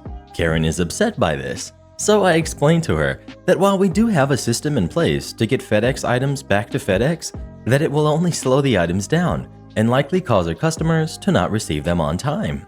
Karen listens to all of this, fumes silently for a few seconds, and says, "I demand you take these packages." It does not matter that she is wrong. She is in charge, dang it, and I do as she says. I stare at her for an equal amount of time, conscious of the fact that my hat, jacket, shirt, and bag all bear the logo of the United States Post Service and not FedEx, waiting for the punchline. As it turns out, Karen is the punchline, so I explain again using very small words that I would be doing her and her customers a disservice by taking those packages. She tells me she'll have my job, showing that she has no idea how union workplaces function, and issues her demand again. To which I say, no, take the packages and letters with proper postage and continue upon the route. 15 minutes later, I get a call from my supervisor. Karen has called to complain that I would not take the outgoing packages. I tell my supervisor I have 7 parcel pickups from her and only left behind the stuff that wasn't ours. Supervisor says, "Oh, okay." And I figure that is the end of it. I get back to the office that evening, and several of the clerks and the supervisor are laughing their butts off. Unsatisfied by the supervisor's reiteration of the fact that the United States Post Service is not Federal Express, Karen has come in to lodge her complaint in person and demand again that we handle her FedEx packages. Upon being told no, she has launched into a screaming fit, left a scathing Google Maps review of that particular post office, then stormed out, leaving behind the 2 packages in question. They sat on a shelf for over a week before a FedEx employee could come to pick them up. After I am told, she called that post office and demanded a refund because it was not delivered on time. Next we've got the time a 50-year-old man threw his transaction items at me. We've got angry customer and we've got nice customer. This happened over the summer of 2018 when I worked as a cashier at a large home improvement company. They had really good benefits and bonuses, which is why I stayed for almost a full year. I enjoyed most of the customers, but this story is one of many as to why I quit and left retail altogether. A bit of backstory. My store's cashier setup used to be a row of tills, and then in the self-checkouts, there was also a till. So pretty much, the person who was stuck at this till would ring customers up and have to maintain the self-checkouts. This caused a lot of stress, as honestly, our self-checkouts were not good and broke down constantly. So when we were busy, it was a nightmare. To alleviate this problem, they took out the till and left the self-checkouts. We still rang people through the self-checkouts, using our scanners and bagging their items whenever possible. I still don't think they anticipated the backlash this caused, and whatever your opinion is on self-checkouts, the behavior that followed was not okay. For the first several months after this change, the amount of people that would yell at us and spit at us and had us call managers so they could yell at them was honestly mind-blowing to me, especially since all they had to do was use the pin pad, since we would typically still scan and bag their items for them to provide excellent customer service.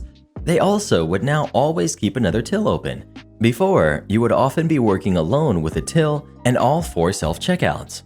Then when they switched it over, they decided to keep an extra till open just for customers who preferred tills. Now onto the main story. This happened after the things had begun settling down with the self-checkouts. There had been no till for several months now, and most people knew. We still scanned in larger purchases for customers, but overall, everyone scanned their own items. This gentleman, around 50, walks up to my counter and places the items down on it. I smile and greet him and inform him that I'm no longer a till, but I'd be happy to assist him and ring him through the self-checkouts. Angry customer grumbles at me "Sure, whatever." I bring his items to the self-checkout and I begin scanning all his items, making small talk. We get to the end of the purchase and all he has left to do is insert his card into the chip reader. I had completed everything for him up until that point and he lost it on me, saying he didn't want to use the stupid self-checkout. It's too complicated. Take me to a till. I calmly explained to him that all he needed to do was present his card and follow the instructions on the pin pad, and that all the pin pads for the SCOs and the tills were the exact same. I also told him that there was a till right beside me he could go to if he was more comfortable with that. I could see him getting more aggravated, but the other SCOs needed my attention, so I left him to decide if he wanted to pay or wait in line for a till. Then I came back to him. He had his arms crossed and a smirk on his face. He told me gleefully, "I'm not paying." What? His items totaled between $100 and $200. I explained to him that I couldn't do that for free, but I could offer a discount for his troubles. We were allowed to offer discounts of up to $50, something about empowering ourselves. He repeated that he wasn't paying and I couldn't make him. I asked him again to pay or I would need to cancel his order as other people were waiting to use the self-checkouts. He told me to cancel his order. So that's what I did. I hit cancel. It flashed on his screen and he grabbed his items off the self-checkout bench and threw them at me, storming out. The nice customer behind him helped me pick up everything, muttering about what a baby the angry customer was. And since nice customer was so nice, I gave him a discount instead. I went and talked to my manager afterwards about what happened, but they had gotten so used to this behavior, they just shrugged it off. I quit not too long after that, as I had a job offer come through that was in the field I wanted to be in. Do you like using self-checkouts, or do you like having a cashier ring you up? Please leave a comment letting me know. Next we've got what it was like to nanny for an upper-class family. I was a nanny for over 3 years for a family that consisted of a married couple with 3 kids. They were by far the laziest and most self-entitled parents that I've ever known, especially the mother. She had an "it's all about me" personality. She also had a negative remark for just about everyone, mainly on their appearance. Made me wonder what she said about me when I wasn't around. Honestly, she absolutely could have been a stay-at-home mom, but I 100% believe that she only worked to get away from her kids. They never got their kids up for school. An alarm clock did that. I had to get up at 5 a.m. when I lived 45 minutes away to get their daughter ready for school just so they could sleep in another hour or so. I made meals, did household chores, ran errands such as grocery shopping, and even went school supply shopping, Christmas shopping, etc. I worked all holidays, with the exception of Thanksgiving and Christmas, just so they could sleep in until noon and not have to deal with their kids. However, when they got older and they were allowed iPads, I got most holidays off. Unpaid, of course, because the iPad would entertain them while their parents slept. Even when I got pregnant and I had the baby, I was still doing most of these things. The kids' grandma, who lived downstairs in the in-laws suite, did a lot of work with the kids too, with making dinner several times per week, reading stories before bed, watching them some weekends when they wanted to go out and party. I never understood that, especially considering their age.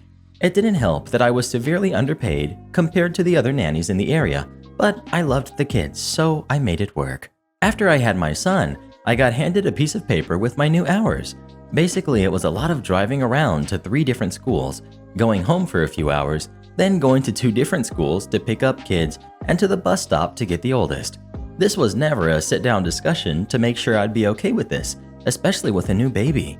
The mom also took it upon herself via text to inform me that I would no longer be getting paid one of my 2 weeks of vacation because I was part-time now, according to her, and that was a full-time benefit.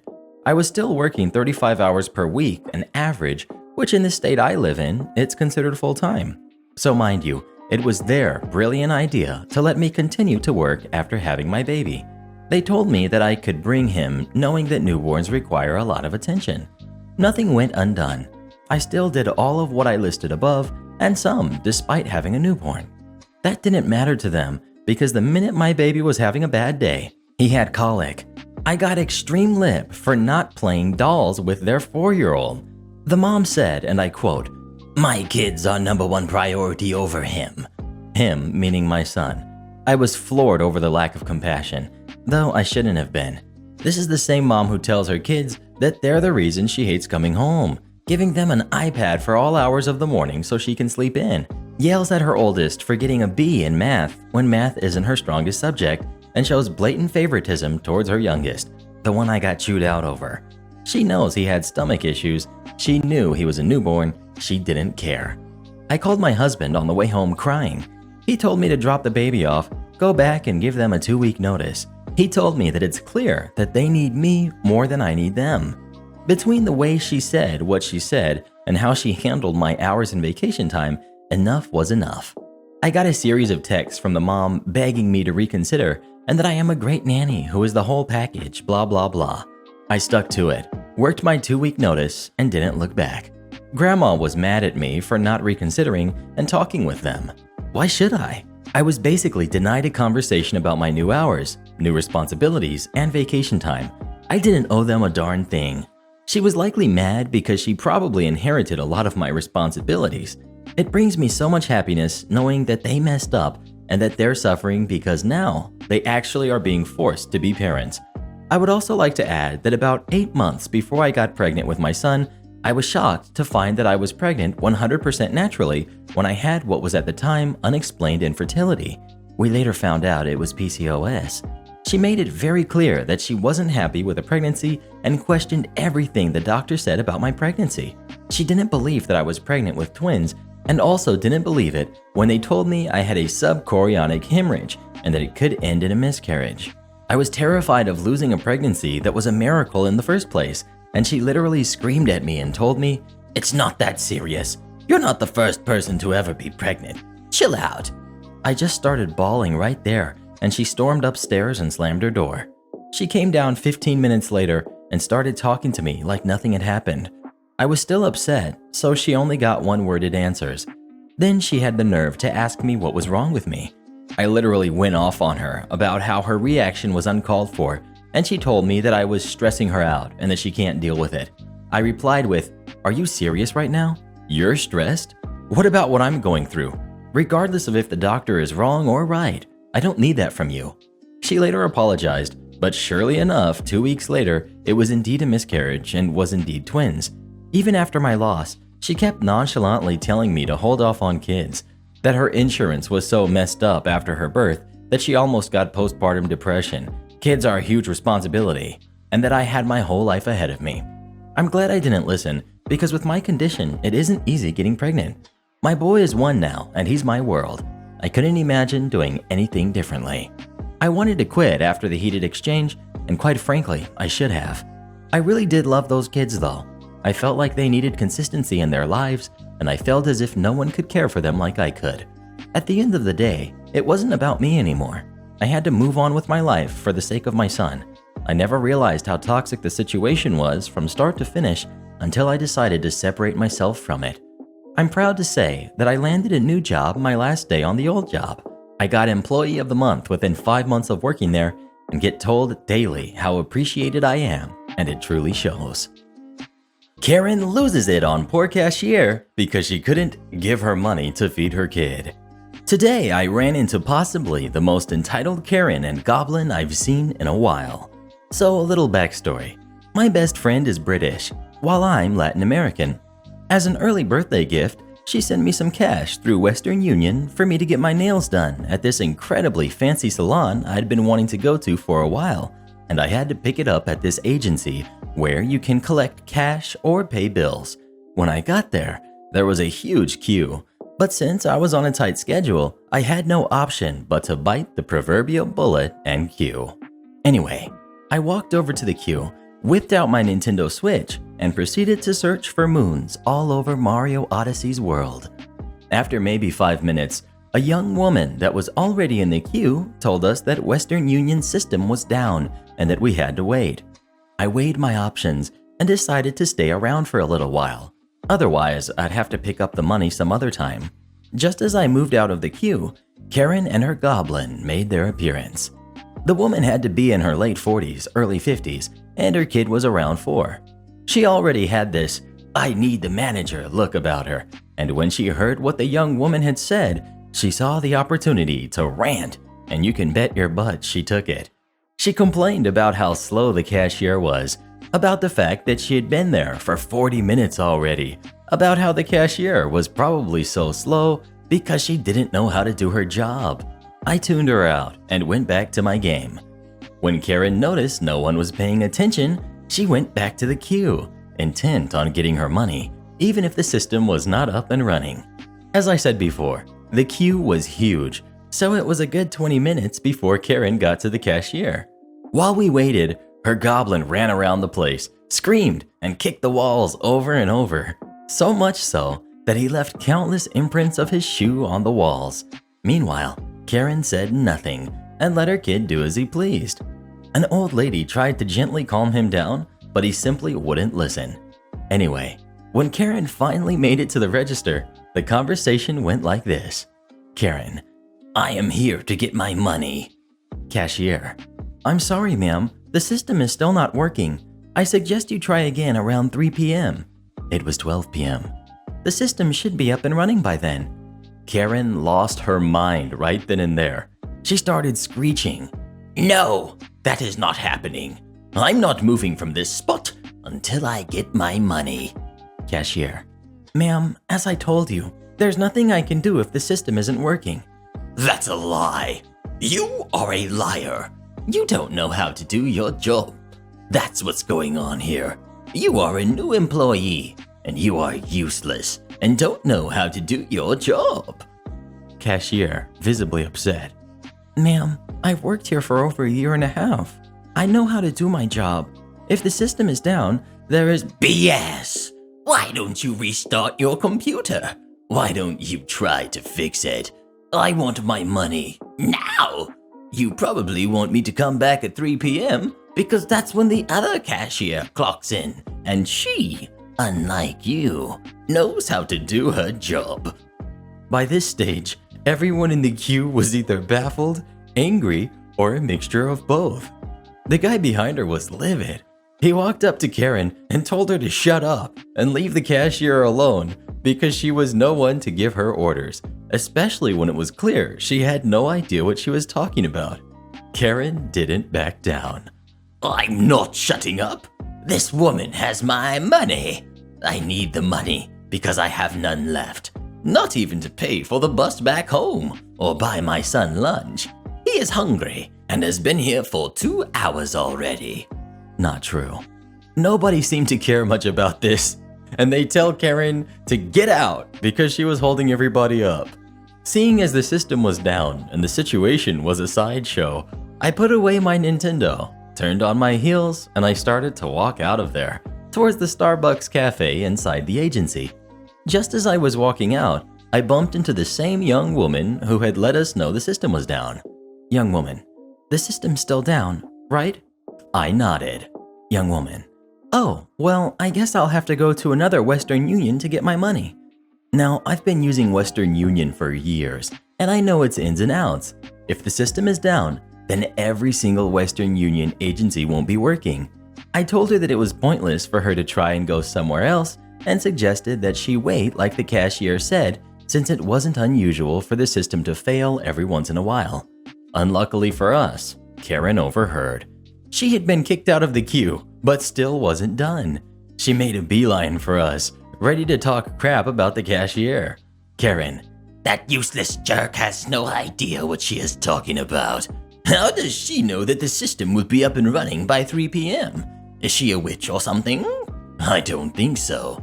She just doesn't want to do her job. How hard can it be to restart her computer? I felt my soul give a silent cry at this boomer not understanding how the internet works, but I still kept my cool and put on a smile. I explained to her that the problem was not the computer, but rather the system the computer was connected to. So restarting the computer wouldn't have solved anything. I also told her I've been using Western Union for years and that it isn't uncommon for it to fail sometimes, but that it will be up and running in a few hours. Still, Karen wasn't buying it. She was determined to think the cashier was a useless lump, and she said so loudly. That was when I lost it.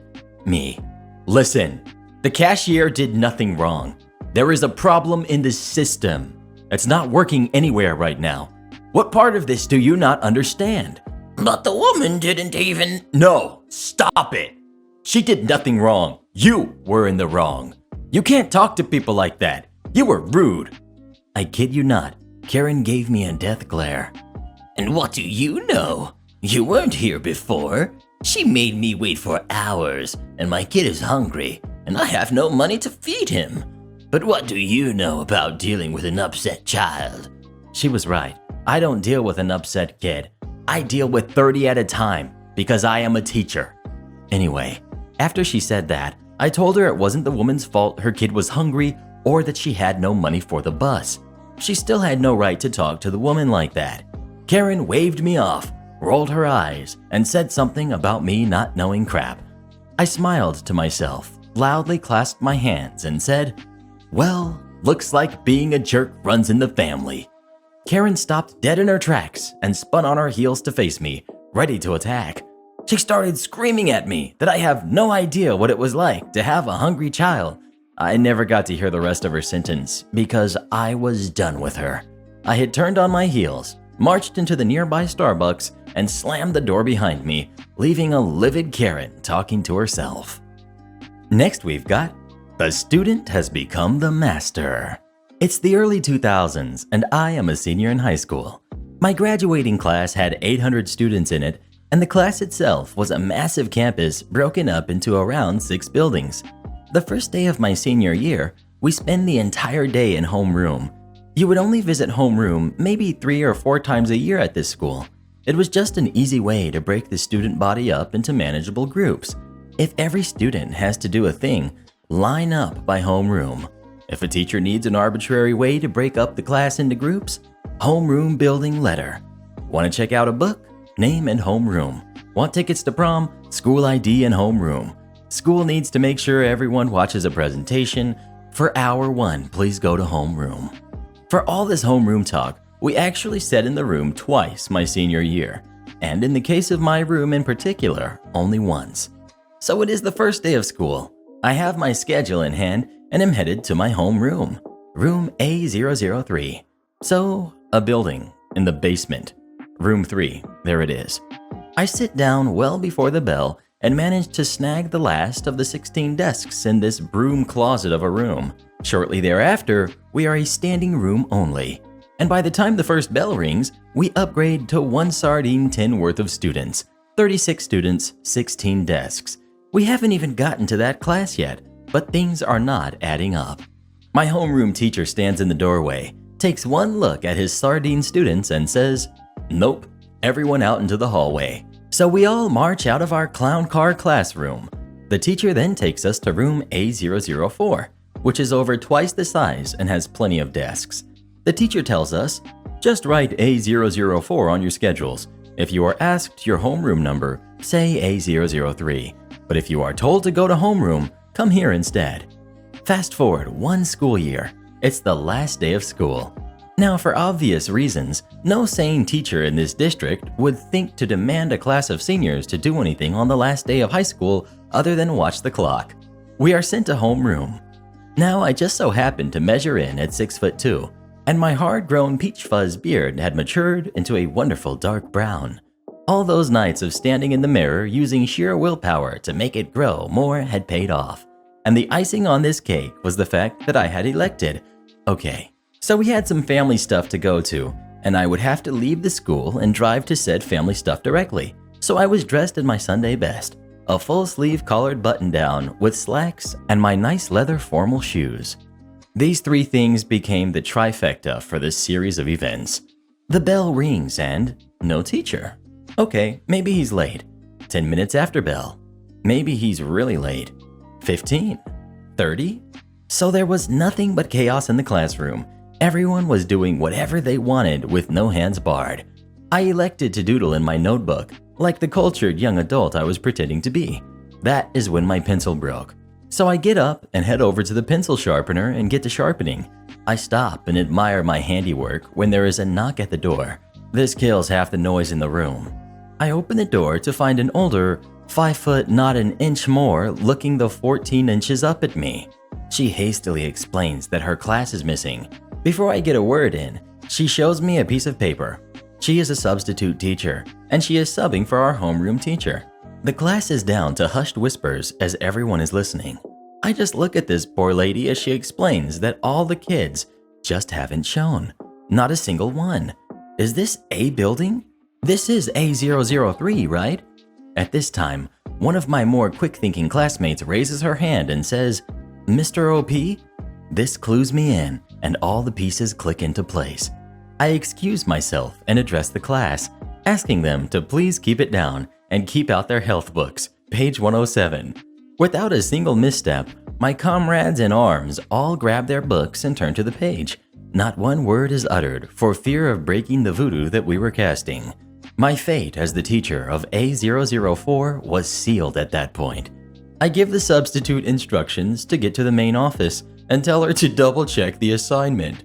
She hurries off, and I turn to my class. For a few terrible minutes, no one breathes.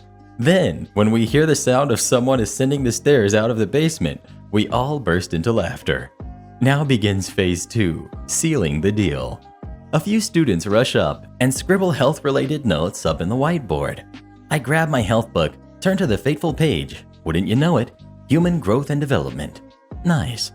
A watcher keeps an eye on the hallway. Sure enough, 20 or so minutes later, the sub returns, and she is not alone. One of the principals came along for the ride. They examined A003. No kids. We panic. A principal was not part of the plan. The largest kid in the class jumps up. "My time to shine," he says. He grabs his books and stands in front of the class. He all but obscures me from view. The door opens and the principal sticks his head in the room.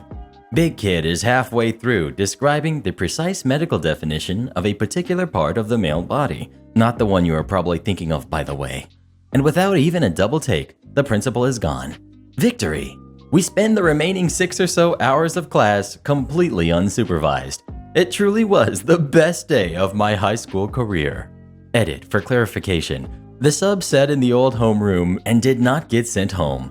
She basically got paid to sit on her phone for the day. What was the funnest experience you had when you were in school? Please leave a comment letting me know. Next we've got entitled roommate made my life unbearable, so I got revenge. A few years ago, when I was in my early 20s, I moved in with a friend. We'll call him Bob. Bob was a bit of a drinker and partier, but mainly did so outside the house, so it really was not an inconvenience. It was me and my long-since ex-girlfriend also living there. I had lost my job and been out of work for a while, not for lack of trying, in a very small town with not much to do for work. Bob worked 2 jobs. He loved money and drinking so much, he didn't mind if he hardly had a life to get to enjoy it, and my girlfriend worked in a nursing home during the day. I felt pretty worthless since I was no longer the breadwinner anymore, but did what I could to help out. I got food stamps to take on the food situation for the household, cleaned, cooked, and did whatever I could to keep anyone needing to do a thing once they were done working for the day. It was literally the least I could do given the circumstances. About a month or 2 into our living arrangements, Bob suggested his old high school buddy, we'll call him Jerk, move in. Bob explained that he worked on the boats and he would be gone for a month at a time and be back for 2 weeks. Dry, rinse, and repeat. My girlfriend and I thought, shouldn't be a problem, right? Wrong.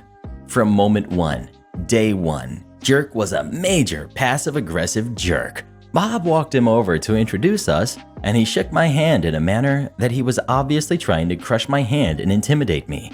I could tell from how he looked and acted like an entitled jerk, but what he did and said immediately after confirmed it.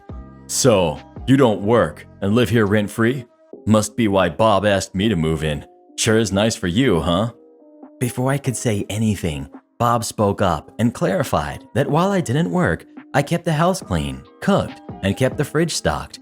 I was not mooching and doing my part. Jerk proceeded to say, "But his girlfriend works while he stays at home all day? That's totally not cool. It should be you taking care of her, not the other way around." While I totally agreed that I'd rather be there for her than the other way around, I didn't need this jerk commenting and making assumptions that this is what I wanted or needed to hear. Look, I don't enjoy being the one who stays at home while everyone else works.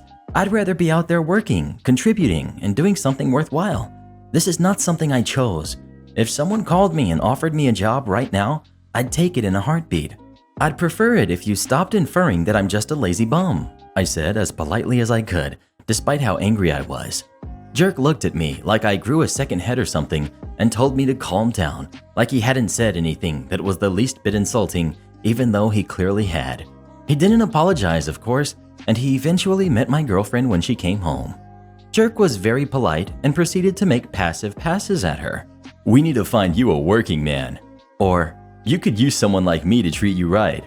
My girlfriend was less than enthused by this and told him it was none of his business and she was more than happy with me. So from the get-go, neither of us liked Jerk at all. We resolved to keep as much space between him and us as possible. Unfortunately, Jerk had about as much social awareness, social cues, personal boundaries, and proper etiquette as a rock. He constantly came barging into our living area, even after being told to either knock and be acknowledged to enter or not come in at all. Also, Jerk turned the upstairs half of the house into a 2-week-long party central when he was home. It was loud. Between having over a dozen people, all drunkenly stomping around and being loud, he was blaring music so loud that the entire house was shaking. His parties were also causing a huge mess in both the house and yard, as well as damage. Jerk and his buddies were also cleaning out the cupboards and fridge of all food for the rest of us, effectively leaving the rest of us with nothing and having to rebuy the food out of pocket. Bob was almost never home. He was either working or at a girlfriend's place. Even when he was home, he came in drunk, so he would pass out and wouldn't hear any of it. He also woke up hungover and rushing into work, so he hardly noticed all that was going on. My girlfriend and I sat down with Bob and explained the situation to him.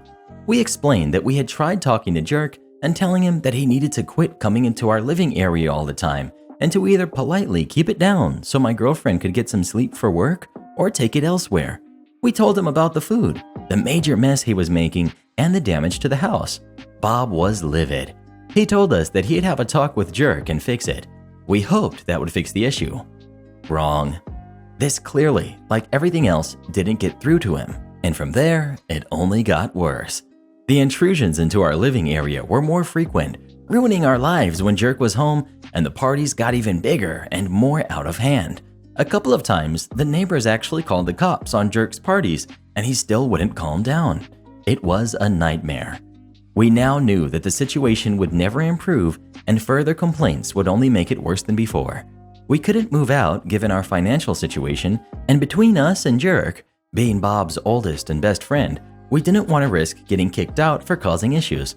So I began finding ways to get back at Jerk silently and without a way to link it to us. Firstly, he had to do his laundry downstairs since that's where the washer and dryer were located in our living area. So whenever he had to put his laundry in the dryer, I'd stop it and pee in it before starting it up again. All his dryers and bedding smelled like straight up pee, and he couldn't figure out why. Jerk wasn't the sharpest tool in the shed. Secondly, whenever Jerk was gone, I'd go upstairs and dump out 75% of his drinks and replace them with water.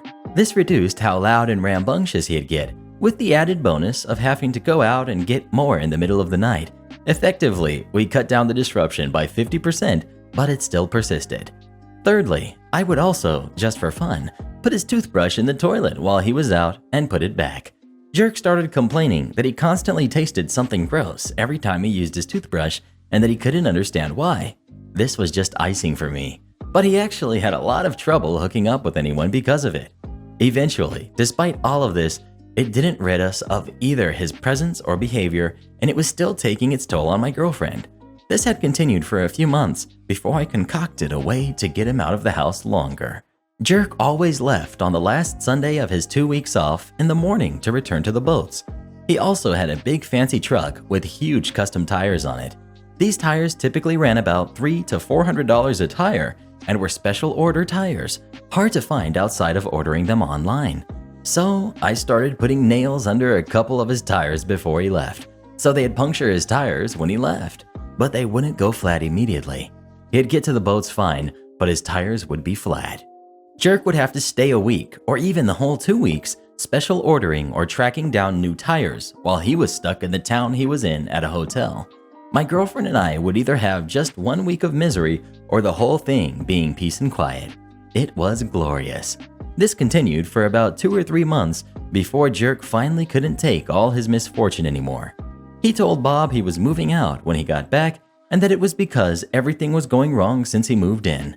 This was especially funny because Bob told us afterwards that he was planning to ask Jerk to move out because he was trashing the house, driving up the utilities, eating up all the food and refusing to pay the difference.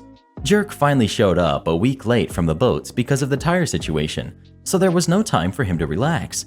Between finding somewhere to put his stuff, somewhere to live, and move everything, this took him all of his final off week to do.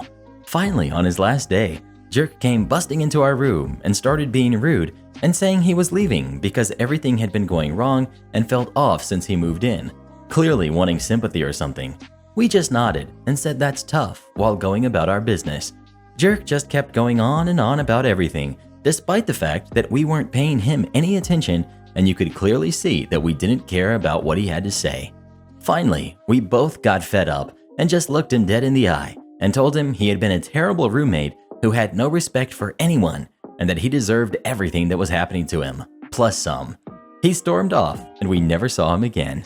Bob did tell us that he had been couch surfing since he moved out and that nobody would let him stay with them because of his behavior. It was glorious, and it brought a smirk to my face every time I heard it. I've long since moved out and am no longer with that girlfriend, and my life is in a much better place. I lament to myself that maybe I was being too underheaded and vindictive, but this guy was toxic, and in all honesty, he got what he deserved. I just hope no one else gets stuck rooming with this guy. Have you ever had a roommate? If so, did you enjoy it? Please leave a comment letting me know. Next we've got, I knew it would happen, but really hoped it wouldn't. Cast. We've got me. We've got the greeter. We've got nice manager, elder lady, and entitled customer. Backstory. I've been unemployed since September 19th and started working for a shopper delivery program to pay for gas, insurance, and car note. This happened about 2 weeks ago, so I'm going to be close, but it's memory. So I'm at a store I regularly shop at. It's kind of like Walmart, but it's not. I wave hello to the greeter and head to produce, which is the first section entering in the food side. I'm minding my business, checking the app for the customer's order, and occasionally directing lost customers to items such as avocado or plums, which had small displays. I see elderly lady kind of struggling a bit and decided to see if I can help. Me. Hi, I apologize, but you look a little lost. Do you need any help? I'm a company shopper. Elderly lady. Thank you. I recently moved in with my daughter and have never been in this particular store. I continue shopping for my customer and stay near elderly lady to help her with her list. All is going well, and even with my good deed for the day, I'm still on schedule. Elderly lady says to me that she is going to head to checkout and added that my mother must be proud. Enter our antagonist. Entitled customer. Oh good, you're finally done with her. I simply walked on as I assumed he was talking to a nearby employee. Entitled customer rushes in front of me. Hi, do I have your attention now? Me. Oh, sorry, I thought you were talking to an employee. I am, aren't I? No, I don't work here. I don't care if it's near your break time. You still work here, otherwise you wouldn't have been helping her. I helped her out of kindness, and I don't work here. I push my cart around him and walk off. I don't suffer idiots or entitled people too well. I'm heading to the front to check out when I felt a hand grab my shoulder. I spin around as best I can. Entitled customer. You don't just walk away from a customer. At this point, I unzip my jacket, which, thinking now, should have been a giveaway, as it was one I got at Home Depot, and showed him my shirt with a funny picture on it. Me. Does this look like a uniform to you? I'm going to get you fired. Greeter, go get a manager, now! The greeter gets on the radio and calls for LP and a manager. So we're both staring daggers at each other while waiting for a manager to come by in dead silence. I'm 6'1", 430 pounds, staring down at a 5'10", maybe 180 pounds, and other customers are gathering around just in case. Enter our hero. Manager. Okay, what seems to be going on? The crowd disperses and I motion to entitled customer to go ahead and get some rope. Entitled customer. I followed this employee for 15 minutes while he helped an elderly woman. Then he refused to help me. I want him fired, and I want to watch him sign the termination papers. You are not going to protect him. Manager looks at me. And what's your story then? I simply pulled out my phone and showed her the shopper app. Greeter. He shops for people. He's in 4 times a day some days. Manager looks at entitled customer and shakes her head. It seems like the pieces are finally coming together. Or he can see the code of the matrix as his self-righteous smile faded. Entitled customer. Well then, which aisle is cereal? Me, manager and greeter. Aisle 19. Moral for any Karen or Chad types: don't argue. If you ask nicely, I find many people will help, employee or not. Speaking of groceries, what's your favorite grocery store of all time? Please leave a comment right now letting me know. Karen gets owned in a coffee shop. This is not my story, but my daughter's, her friends, an awesome staff guy, and the owner/manager of the coffee shop. They all had a blast telling it. About 7 years ago, my daughter met a new friend while skiing, and they hit it off instantly. We have since become really good friends with the family. They are rich, R-I-C-H, as in private jets, a full staff, etc. Luckily for us, their daughter loves to ski with my daughter. I ski with the dad, moms ski together, and they take us on amazing ski vacations that I could never afford in my life. Jet in, stay in ridiculous houses, best food, staff driving us around, etc. They are awesome, hardworking, and pretty humble people considering how much money they have. So this past Saturday, my daughter and her friend got to the hill early and went to the coffee shop, ordered coffee, and asked about Wi-Fi. Sure enough, there was Wi-Fi, and they were directed to where the info is. Walk over to the sign, and it's being blocked by some woman who was leaning against it. My daughter: excuse me, could you please move over a bit so I can see the Wi-Fi info behind you? Karen: no, I am waiting for my son's hot chocolate and my latte. I will move when I get my drinks. Now, my daughter and her friend are dressed as typical park rat ski kids with 2 big pants, hoodies, etc. Up walks the staff guy. Let's call him Joe. Joe is about 6'4", 250 pounds, and an ex-Special Forces guy. Not someone you should ever mess with. Joe: ma'am, just move a bit so she can see the Wi-Fi code. Karen: listen, I paid a lot of money to come here for a vacation. I will move when my drinks are ready. Admittedly, the place was quite crowded. President's Weekend is one of the most crowded times at ski areas, but she could have moved a couple of feet. Joe: oh, you paid a lot of money to be here, huh? Well, this girl definitely paid more. Last night she flew in on a private jet. Her family has multiple suites rented at our most expensive hotel right here on the mountain. They have booked 4 private instructors for the day. Heck, I bet their dinner last night cost more than your whole vacation. How do I know this? I am her driver and also personal protection. So since this is based on how much people paid to be here, get the heck out of the way of the sign. Karen: you can't talk to Joe. I can talk to you any way I want. I've been in the world's worst heck holes with people trying to hurt me. You don't scare me. What are you going to do? Cry on me? Manager from behind the bar in a totally condescending tone: lady, just move out of the way. Your drinks will be out soon. Karen: don't call me lady. You can't speak to me that way. Manager: listen, Karen, I am the manager and also the owner. You will get your drinks, and after that, you will never come in here again. A person who will not move 2 feet for a kid is not the kind of customer I want. If I see you in here again, cops will be called. Later in the morning, their group got to cut Karen and family off in line as they were ski school. Ski kids get priority, as they should when you are shelling out almost $1,000 a day.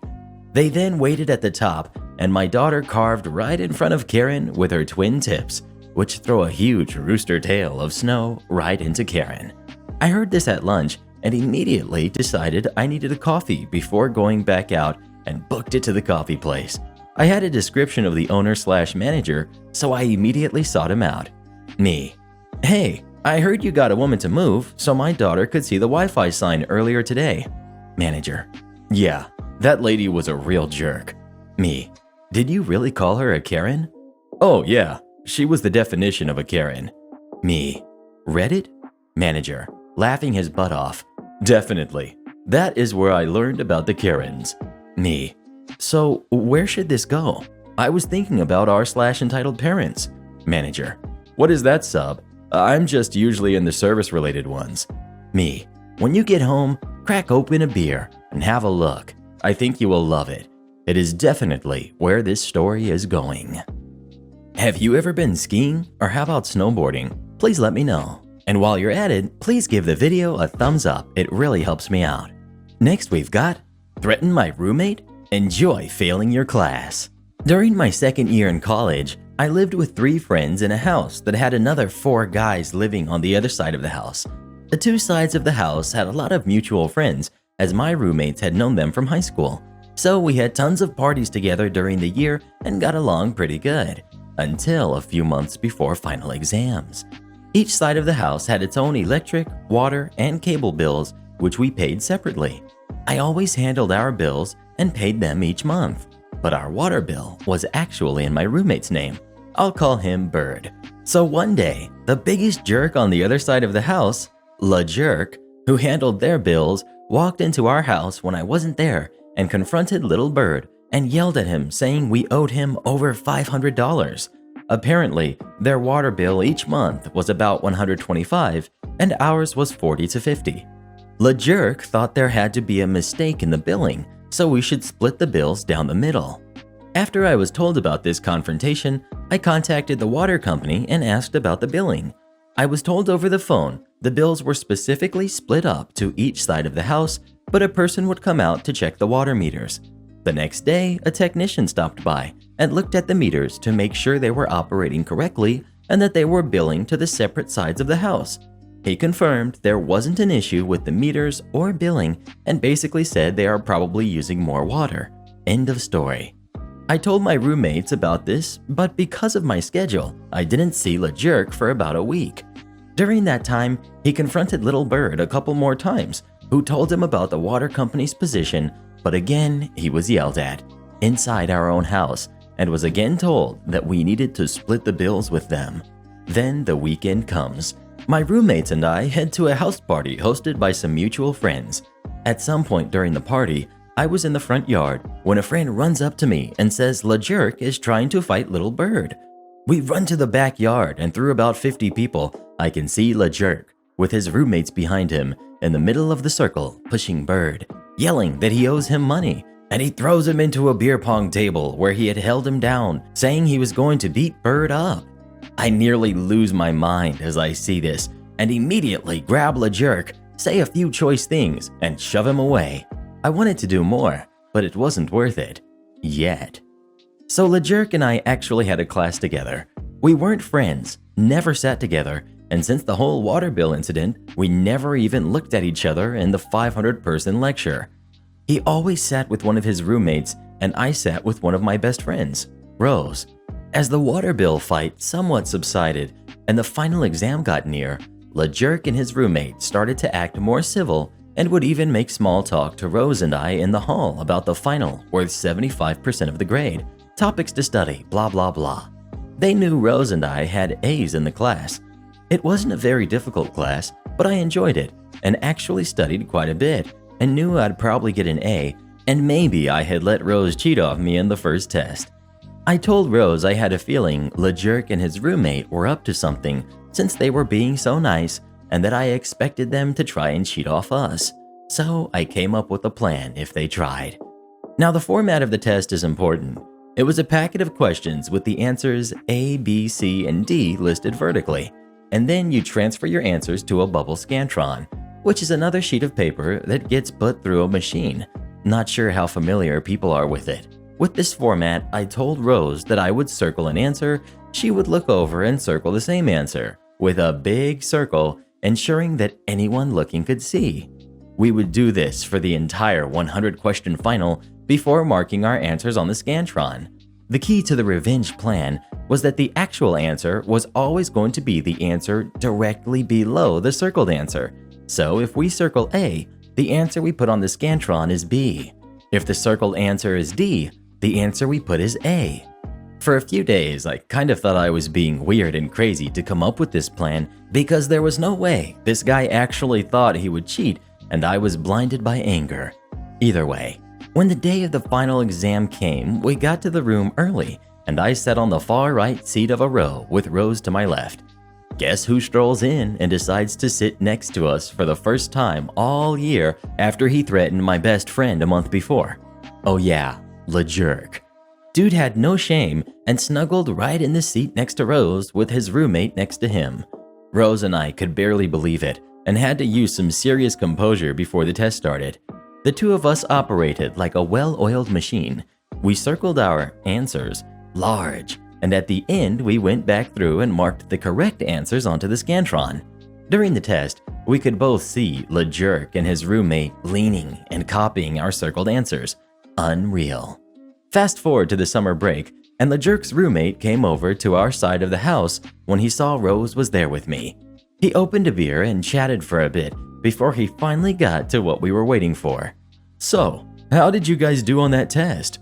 I remember looking at Rose and saying something like, I don't remember exactly, but I know I ended up with an A in the class, and she chimes in saying, yeah, that sounds about right, because I got a 92 on the test. The look on his face told us everything we needed to know, and he mumbled out, really? LeJerk and I both failed and have to take the class again. Next we've got, I literally can't help you when I'm not at work. So some background. I currently work for a retailer, one of the big 4 cell companies I'll refer to as Cell Town, in a small country town. We try to emphasize customer service, but there's a point where the yelling just becomes too much. I'll refer to the demon of this story as Carrie, though I didn't get her name. And of course, I'll refer to myself in the first person. I had closed the shop about an hour before the events of this story, so I was still in my company polo as I browsed the aisle of a store with a yellow star that I'll refer to as All-Mart. Then this shorter lady walked up to me, seemingly pleasant. Carrie. Excuse me, do you work at Cell Town? Me. Yes, ma'am, though I just closed the store an hour ago. Oh, all right. I just wanted to see if you could help me pay my bill. Me. Oh, well, if you have the Carrier's app, you can pay through there. Carrie. Oh, great. I'll have to download that. After that, I smiled and wished her well. Feel free to come by, blah blah blah, the usual customer service stuff. I ended up grabbing what I needed from the store and went to the register, where I ended up talking with an old coworker as I worked at All-Mart years before I joined Cell Town. As I was just about to put my card in the reader to pay, Carrie runs up in a huff. Carrie. Excuse me, there's a problem with my bill. She shows me her phone. This is $30 higher than what I normally pay. Me. Oh, well, if you come in tomorrow, we can… She cuts me off. I don't want to come in tomorrow. Help me now. My eyes widened at her abruptness. I'm sorry, ma'am, but I can't help you without my company tablet, I say, paying for my stuff and putting my bags in my cart. Well, go get it. Me. I can't. The shop is locked and closed. Once we close for the night, we can't go back in until we reopen. Carrie. Well, you have to make an exception. I need help now. Me. Like I said, I can't without… Oh, shut up. She shoved me. I typically can deal with an angry customer, but once things get physical, I try to end things as soon as possible. I give a smile down at the lady and nod. Me. You're right. I'm sorry. I'll be right back with my tablet. Just give me a few minutes. You better hurry. I gave her my fake phone number, which is just a hotline that plays All-Star by Smash Mouth. After that, I left with my things and went home. I haven't seen Carrie since our exchange from about a week ago. My friend messaged me saying she was kicked out of All-Mart a few minutes later, apparently for trying to steal some Cell Town gift cards. Leads me to think that she did normally pay about $30, but was trying to get it taken off for the month. But oh well. At least I haven't had to deal with her since. Which cell company do you use? Please let me know. Next we've got, dramatic idiot thinks he ate something toxic. Spoiler alert, he didn't.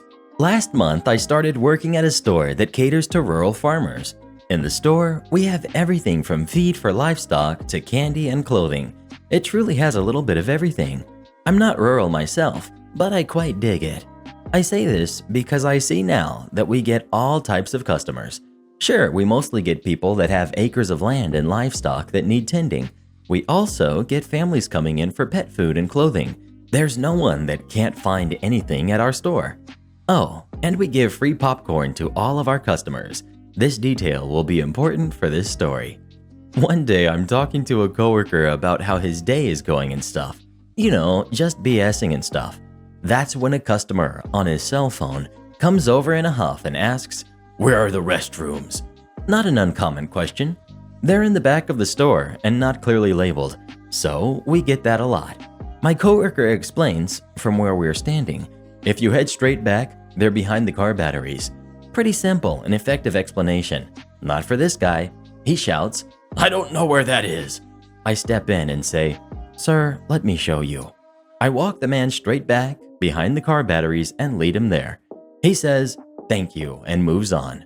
Or so I thought. As I walk around the store helping customers, I see this man at our service desk, talking to one of the managers. I don't think too much of it, so I keep going about my business. I come back to the desk, and I see our store manager, head honcho, dealing with him as well.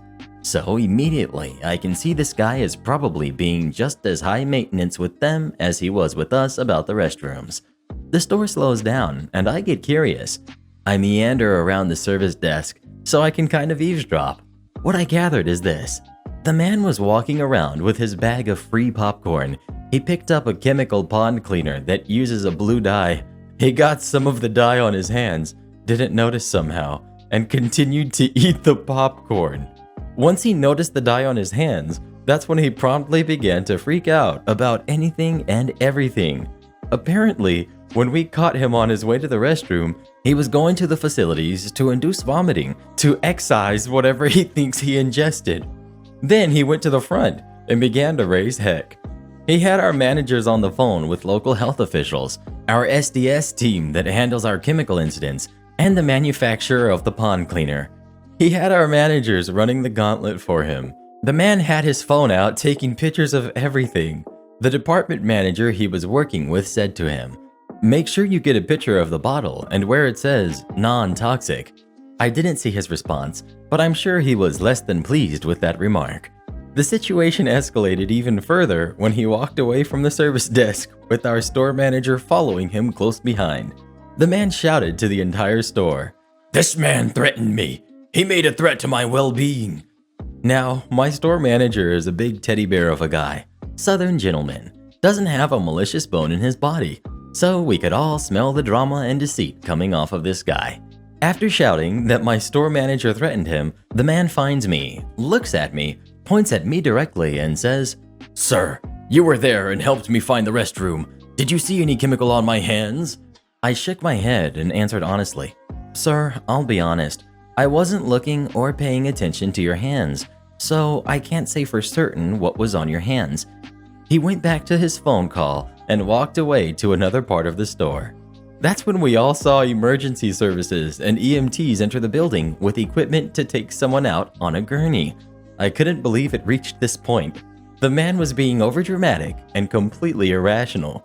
That's when I walked away from the situation. The drama seemed to die down entirely, so I made my way to another side of the store where we have boots and shoes. One of my coworkers stopped me and said, "Hey man, if you have a weak stomach, I wouldn't walk over there." I was confused. I asked what's over there. "Is it puke?" I asked, thinking the guy with the blue dye tried to vomit again. He said, "Nope, it's blood." My coworker walked away before I could pry for further details. As it turns out, while this man was causing a commotion because he may have consumed a little bit of a non-toxic blue dye, there was another customer on the other side of the store that had a seizure, causing him to fall and hit his head on a set of shelves. That's why the EMTs and emergency vehicles arrived at our store, not for some pompous drama that didn't need to happen. All I could think after that is I hope this guy felt like a royal jerk for making all this fuss over some nonsense while another human being that truly needed medical attention was lying in distress not even 50 feet away from him. Next we've got, insurance company didn't approve tests requested by my doctor, ends up losing my company. The company I work for provides free insurance for all employees. I've been working in my company as a finance manager for 13 years, and the company has been dealing with a famous insurance company for the last 10 years, providing insurance policies for employees. In the span of 10 years, I think I must have used my insurance 3 times. I'm a young man, healthy and athletic, and didn't really face any health problems. That all changed a couple of months ago when I suddenly gained too much weight and I started having some breathing difficulties. So I went to my doctor who, after the checkup, asked me to do a normal blood test, a cholesterol test, and a vitamin D test. No problem. My insurance will take care of that, or at least that's what I thought. When I submitted the application for approval, they approved the blood test only. I was furious. I went ahead and did all the tests and paid for the ones that the insurance didn't approve. After that incident, I called the broker, who by the way I personally know, and told him what happened. He started making up excuses and defending the insurance company. At the end of our conversation, I told him one thing. Make sure to tell them that this mistake will cost them a lot. My company will not renew the contract with them. He started laughing and replied, "It's not up to you to decide if the contract will be renewed or not." I told him, "Oh yes it is."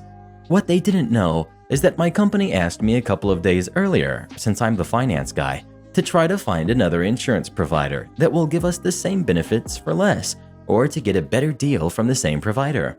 At first, I really didn't want to find another provider, since we've been dealing with that company for 10 years. I thought I would be able to get a better price from them. It all changed that Friday afternoon. After the weekend, I started searching for another insurance provider. I got multiple offers and made a comparison table between the current company and all other offers. After 3 weeks of searching and negotiating, I was able to narrow it down to one provider who will give the same benefits for 30% less. I was ecstatic. During the next board meeting, I made a presentation for the shareholders. They were happy that this will save them a lot of money. I'm not going to give exact figures, but the contract itself is in the order of hundreds of thousands of dollars. After all was agreed, and when the renewal date came, you should have seen the look on the old insurance provider's face when they became aware of what happened. They asked for a meeting in our office, and they offered to give us a 25% discount for us to stay with them. I declined the offer with a smile on my face and said this would be impossible now because the new contract was signed already. Karen Jr. versus T-Mobile.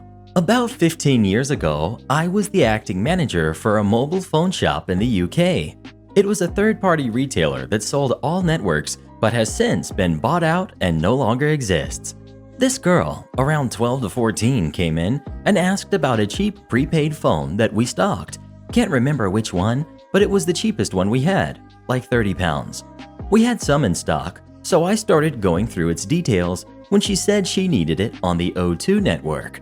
We only stocked that particular phone on T-Mobile, so I told her no and started suggesting some O2 phones we had that were almost as cheap. The following is not verbatim, but as close as I can remember. Cast. We've got her and we've got me. Her. But this phone is dual band. Me. Yes? So, does that mean it can take 2 SIM cards? No. That means it uses 2 frequency bands. All phones sold in Europe, most of Africa, and Asia are at least dual band. Prepaid phones are heavily discontinued by the networks, so they're locked to only working with their own SIMs. Her.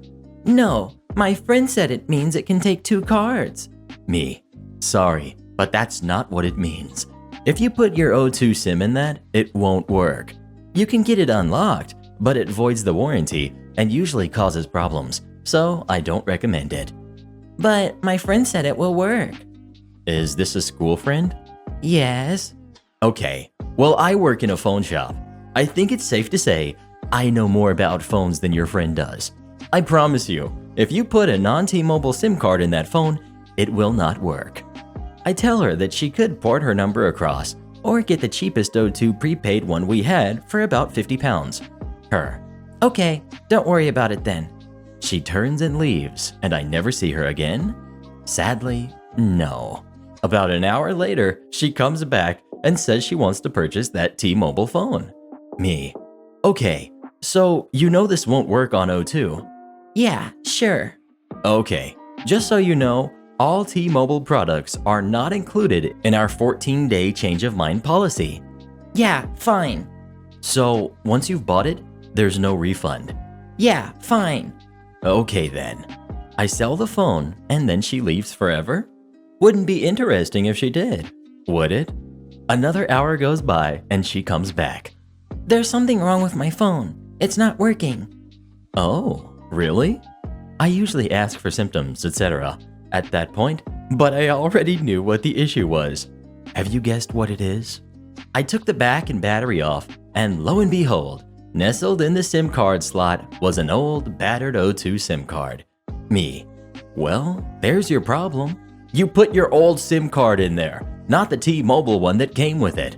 I swapped the cards over, reassembled it, and showed her it working. Her. But I don't want it on T-Mobile. Me. It only comes on T-Mobile. I did tell you this earlier. Fine. I'll have my money back then. No, you won't. What? I did tell you that there's no change of mind on this before I sold it to you. But I don't want it. Sorry, can't help you. Is there a manager I can talk to? I am the manager. You can call T-Mobile and port your number or get it unlocked. But again, I don't recommend that. Her. But, fine. Grabs her stuff and leaves for the last time. Now I could have refunded this for her using the manager's override, as the point of sale typically wouldn't give a refund option for T-Mobile. But this got flagged to the area manager and I'd have to justify it later. Frankly, I didn't want to, and I felt like I had given her more than enough warning. If you were in this position, would you have given her a refund? Or would you have told her to buzz off like OP did? You know what to do. Go ahead and leave a comment letting me know. Next we've got, Entitled Mom ruined my birthday dinner with my boyfriend. So a little bit of backstory. Around 6 months ago, I met my boyfriend, and we moved together to his apartment shortly after. Our relationships are the best thing that happened to both of us. We are beyond happy together. He met my parents not so long ago, and it went very well.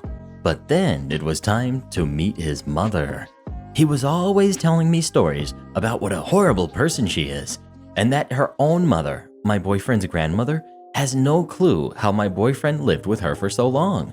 We were invited to her birthday party, and it went pretty okay, but I felt what he was talking about. She was pretending to be very nice, and it was obviously fake. But anyway, on to the actual story. A month ago, it was my birthday. I was turning 20, but I didn't want a big celebration or a party, so we thought that me and my boyfriend will prepare a small dinner for two and have our romantic time. So we did. In the middle of the cooking process, my boyfriend's phone rings. It's entitled Mom, and she's saying that she's behind the door. We just stood there in shock, in complete silence for a good 10 seconds before she yelled, "Hello!" And my boyfriend said that he would open it in a minute. I was like, what the heck is she doing here? But I thought this would be fine. She didn't tell us that she is coming, so maybe she wouldn't stay for that long. So my boyfriend invites her to the kitchen where I am cooking some pasta with seafood, and she immediately started to congratulate me and her "I am so nice" kind of vibe, and she hands me 2 bottles of champagne. Really cheap ones, but okay, not gonna judge. Then she takes a seat, and the dialogue goes like this. "So, what are you cooking?" Me. "Pasta with seafood." "Oh, I don't like those. My stomach aches after seafood. Did you prepare something else for me?" At this point, me and my boyfriend are looking at each other in disbelief. Boyfriend, "Are you planning to stay for a long time?" Entitled Mom. "Of course! I came to congratulate OP on her birthday and have a drink." Well, we weren't that happy about it, but I decided to brush it off and let her be, 'cause we still had a night for us. So I made her the same pasta as we were eating, but without seafood. Luckily, she was happy with it. So the casual conversation goes, she mainly is talking to my boyfriend because I am browsing through my phone. We thought we could look through some websites at dinner together because we decided to adopt a dog. So I was doing that, and then I showed one of the dogs to my boyfriend. Entitled Mom's eyes got wide and she almost screamed. "Are you going to adopt a dog?" Me. Yes. Why?" She shrugged and looked at boyfriend. "I thought you hated animals. Son, you never liked our dog and cat. Why do you suddenly change your mind?" Side note, her dog is a nightmare. Not trained at all, barking uncontrollably at everyone, bad behavior, etc. Cat, on the other hand, is very sweet and cuddly. Boyfriend. "What do you mean? Since when do I hate animals? Also, it's your dog, and you said you would never give me my cat when I was moving out." Entitled Mom. "Because I thought you hate her."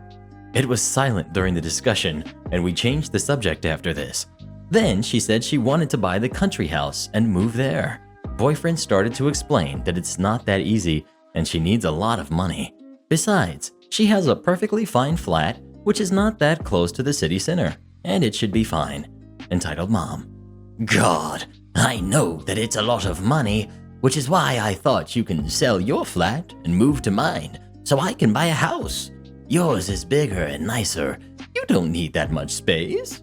Boyfriend: Obviously, we need that much space. We have 2 cats and we'll have a dog soon. I absolutely will not sell my flat. Entitled Mom looked at me, hiding anger inside. We'll talk about it later. The rest of the dinner was fine, except for the fact that she drank almost all of the champagne that she brought and constantly bragged about animals. She left pretty late, and our mood was ruined for the rest of the night. Yesterday, she called my boyfriend, and they talked for a good half an hour. I was working in the other room in front of my computer. I heard screaming and loud arguing. My boyfriend is absolutely not the type of person who gets angry or upset easily, but this woman has a superpower to do that. So after my boyfriend hung up on her, he was fuming and entered the room I was in. He told me that she was talking crap about me, that I am changing him in a bad way, that he is not the son she raised. Very funny. She also said that I am the worst girlfriend that she can ever imagine, that I am manipulative and stupid, and that when she said he doesn't need so much space, she meant he should dump me and I would move out with all my animals. I was furious. We agreed that it's none of her business what we are doing with our lives, and we decided not to talk with her at all. Next we've got no air conditioning? Enjoy the fines. Back in 1993, I had just graduated from college. Since there weren't any jobs anywhere near my hometown, I moved to the Dallas area. I had a small bit of money left from college, but I knew it wouldn't last. I found and rented the cheapest apartment that I could find. A bit of background on this apartment complex. It used to be a nice complex, and it used to be in a nice area. That was no longer the case. The area was completely run down, with most people either being unemployed, like me, or doing some sort of menial job. The actual apartment was not really an apartment. The original design for the complex had mainly 3-bedroom, 2-bath apartments. At some point, they took the master bedroom, one of the bathrooms, and one of the closets and made that into a separate apartment. They called it an efficiency. I'm sure some of you are reading that and trying to figure out where the kitchen was located. Short answer, it wasn't. The kitchen was the closet. It had been a small walk-in closet. They put an actual apartment-sized refrigerator in it with a microwave on top of it. That was the kitchen. I didn't particularly like it, but I was broke. What could I do? I was looking for jobs for a few months and having no luck. I spent much of my time in that little apartment. The trouble came in March. It started getting really hot. By mid-April, I felt like I was cooking during the day. My apartment had air conditioning, but it was blowing nothing but hot air. I went to the manager to complain. I was told that they didn't turn on the compressor until June. No way I would be able to make it until June. I had to do something. I found a way to keep cool. One of the few places with working air conditioning that didn't mind me loitering was the public library. We were actually close to a huge branch. I could grab a book and just sit there for hours, but it was still stifling when I went home. Since I was at the library anyway, I started doing research on apartment regulations. It wasn't too difficult. Heck, I had essentially done the same thing for years as a full-time student. It was just research. The housing codes were located in a row of large books back before the internet. I had nothing better to do, so I started going through them. After a few days, I found some things that I thought might help and called the housing authority. They came right over to my apartment the next day actually. Infraction 1. If the temperature with the apartment was above a certain level, air conditioning had to be available. I think it was 80 degrees, but it was 83 degrees in my apartment when they showed up. Infraction 2. All apartments, regardless of size, had to have a working stove. Remember, I only had a microwave, which was not considered a stove. Infraction 3. All apartments, regardless of size, had to have a working sink in the kitchen. Again, remember, I didn't have a sink in the kitchen. I had to wash what few dishes I had in the bathtub. The housing authority people said they'd take care of it and left. Within another week, I got a notice from the apartment that they were going to put in a stove and sink. And best of all, the AC started getting cool. It didn't end there though. I was there when the workers were putting in the stove and sink. I was playing some video games. One of the workers saw it and started up a conversation since he liked video games. I found out some interesting things. First, the wiring wouldn't handle the stove, so they had to do something to get it to work. They put one hole in my apartment, and I heard them putting some more holes in the apartment next door. Don't forget, those two apartments used to be the same apartment. The fuse box was in the other apartment. Second, the flooring in the closet was carpeting. That was deemed unsafe to put a stove on, so they had to tear it out, just in the closet, and put down some type of tile. Third, the closet did not have any place to attach the sink, so they had to go through the wall again to get to the bathroom to connect the plumbing in there. I'm unsure how that worked, since directly on the other side of the wall was the bathtub. There was no exposed plumbing there. All told, these changes cost about $10,000, including parts and labor. I'm going by what I was told. I have no direct knowledge, and the guy giving me this information was one of the regular workers and not any sort of management. But I did find out one other thing. It wasn't just my apartment. It was all of the efficiency apartments, all 20 of them. If the numbers that I was given can be believed, that would be approximately $200,000. All because it was hot. Edit. I forgot this part. I got a notice from the housing authority a few weeks after they finished updating the apartment. The notice mentioned fines being levied. I don't have any additional information on the number or amount of the fines, but based on what I've heard about the housing authority in later years, it was probably substantial. Edit again. In response to one of the comments, I was curious and went to look up this old apartment. In '93 when I was there, the apartment was $485 per month. Now it's $615 per month, so it's still incredibly cheap for the area. They've upgraded it a bit. Now the kitchen, closet, has countertops and cabinets. There's a closet right off of the living area. There's even a blurb on the website that says, all of our available homes come standard with air conditioning, fully equipped kitchens, ceiling fans, and carpeted living spaces. Of course, they don't say they were forced to add some of this stuff.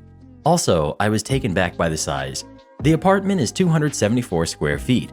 I remember it being a tiny apartment, but I had forgotten how tiny. Next we've got Karen and her spawn in a pet store. This happened not too long ago when me and my friend, Elle, went to go get some dog food for the many dogs he and his boyfriend have. Elle has 3 Akitas and his boyfriend has 5 Burmese mountain dogs and a black and tan Pomeranian. As you can tell, they love dogs. He got me to come along because he was buying a lot of dog food and he needed help carrying all of the bags. Plus, boyfriend can't go with him right now because his right leg is in a leg brace and his middle, ring, and pinky finger on his right hand are still healing from when he broke them.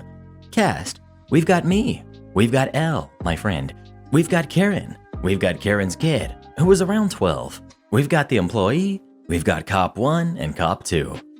Me and Elle were walking around trying to find the dog food he wanted. It's not a big store, but whoever designed it made it into a maze. Elle had his dogs with him in the back of the car, but he brought one of them into the store because she was begging and barking to come out. Her name is Lily. So we let her come with us, but I was the one walking her. I noticed there was only 2 other people in the store, Karen and her kid.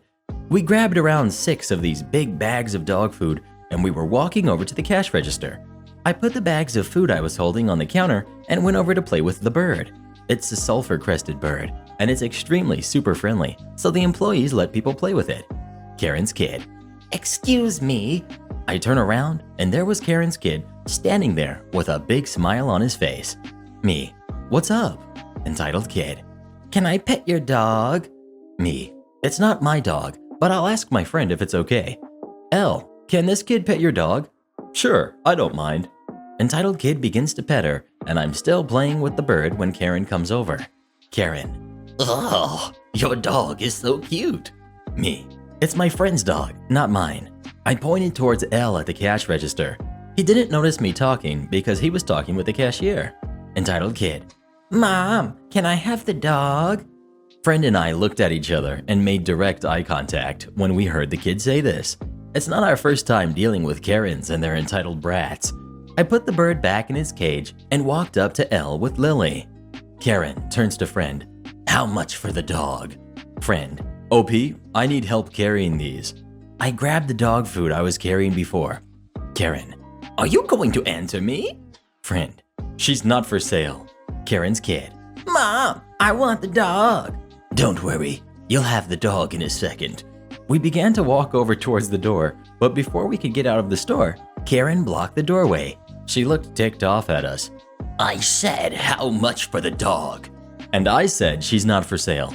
Now please leave us alone. No, I want that dog. This is when the cashier, employee, came into the argument. Employee. Ma'am, I'm going to have to ask you to let them leave the store. No, I'm buying that dog. Friend. No, you're not. Employee. If you don't leave them alone and leave the store, I will call the police.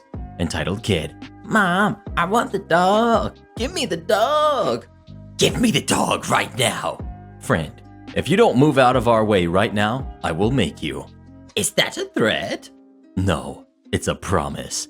I'm not letting you out of this store until you give my son the dog. She then swung at Elle.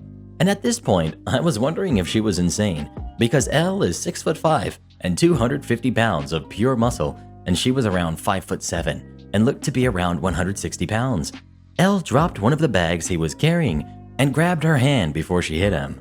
Entitled Kid had run off at this point in time, and he was probably harassing some of the rabbits or guinea pigs or something of the sort. Elle. I said get out of our way. No, not until you... She was cut off when Elle dropped the other bag of dog food he was holding onto the ground and picked her up off the ground by the back of her shirt. He then walked out of the doorway and back into the store. Put me down, right now! Elle. OP, can you go put the dog food in the trunk of the car? Me, half laughing. Yeah, I'll go do that. I then went and took the dog food that I was carrying and put it in the trunk. I went back and did the same for the dog food Elle was carrying and also put Lily in the car with the other AITAs. All the while, Karen was screeching like a banshee. An employee was astonished by what was happening. Me. Okay, I'm done. Elle then let go of Karen and she fell onto the floor. We were walking out of the door when Karen yells this. I'm calling the police. Elle turned around when he heard this. And I'll make sure to tell them the real story. And so will OP and employee. They'll tell them the same story I do. So who are they going to believe? An entitled jerk and her little spawn? Or the guy who was nearly punched? They won't believe you because you assaulted me. Employee. Actually, I already called the police. They're in the parking lot right now. We all looked over, and sure enough, there's a police car in the parking lot and 2 cops walking towards the store. They walked in. Cop 2 went over to employee for questioning, and Cop 1 came over to question us. And that is when Karen went into full victim mode. Thank God you're here. This man was trying to hurt me. Cop 1. No, he wasn't. Yes, he was. Cop 1. When me and my partner got out of the car, we heard everything you said. That is when Karen went pale. Cop 2 called out to Cop 1, so he looked over at him, and so did the rest of us. What is it? Cop 2. Employee says she has a video footage of the incident. And with that, Karen went even paler than before. We all watched the footage, and we all turned to Karen. Cop 1 talking to Elle. Would you like to press charges? Elle. Absolutely. Cop 1. Ma'am, please turn around. I'm going to have to cuff you. No, he assaulted me first. Cop 2. Ma'am, turn around now. Karen then tries to run out of the door without her kid. They ran her down and arrested her, then called the kid's dad to come get him. She was charged, and I don't know if she got prison time. After all of that, me and Elle thanked employee for calling the police and went back to his place to play video games. The rest of the day went pretty good. Entitled mom tried to force me to spend $50 on her kid. I was at a Walmart, just looking to buy some small items real quick for an upcoming event. Plates, napkins, that sort of stuff. I go to check out when I notice a lady behind me. I don't say anything, but I can clearly see her digging through her purse with her left hand. I ignore it and keep waiting until it's my turn. Entitled mom. Excuse me? Me, unsure who she's talking to, so I ignore it. Entitled mom. Excuse me? Me, turning my head around. May I help you? Entitled mom. Can I go in front of you? I only have 2 items. I checked, and sure enough, she only had 2 items. Me. Sure, I guess. The lady casually walks past me as I attempt to awkwardly back up to give her space. I'm minding my own business, spacing out, when I notice I'm almost at the front of the line. Cashier. That'll be X amount of dollars. Entitled mom viciously digs around her purse. I only have this much. Hands over a couple dollars short by the looks of it. Cashier. I'm sorry, ma'am, but this isn't enough for your items. Oh no, I promised my son I'd get him this toy. Now, I don't know if anyone else would do this, but as soon as she said that, I instantly spoke. Me. I can pay the rest. Entitled mom. Really? You don't have to. Yes, she actually said it like that. Me. No worries, I'm sure your kid deserves it. Entitled mom, looking down at the items.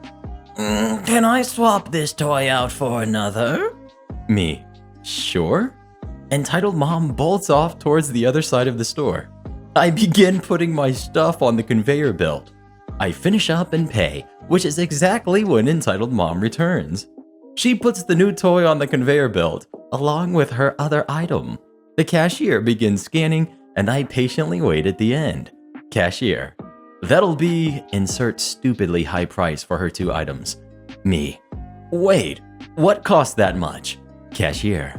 Well, you see, sir, the toy costs $50 and this cost $5. Me. The toy cost $50? Gazing at the entitled mom. You said you would pay for it. I meant if it was just a few dollars, not 50. You promised. First of all, no I didn't. Secondly, who tries to ask a stranger for help and then proceeds to get something expensive? Me. I don't have that much cash on me. But you said you would pay for me. Me. If it was a reasonable price. Are you paying or not? No, not if it's that expensive. Entitled mom proceeds to shout at me. After I tune her out, she huffs and leaves the store without her stuff. I leave about 2 minutes after to be safe. The nerve of some people. Edit. I've noticed how many of you have been saying I should have never offered to pay. The only reason I offered to pay was because it was the cousin of one of my friends who I had met at a get-together. I never spoke to her. Either way, be careful out there. Would you ever offer to pay if you were in a situation like this? I'd really love to hear from you. Next we've got my branch manager fired and got 4 guys promotions.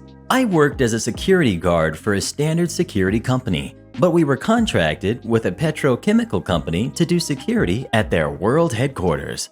The company is a Fortune 500 company making billions a year. Therefore, the account we had meant that we did security for all of their locations inside the US, while other companies handled sites outside the US.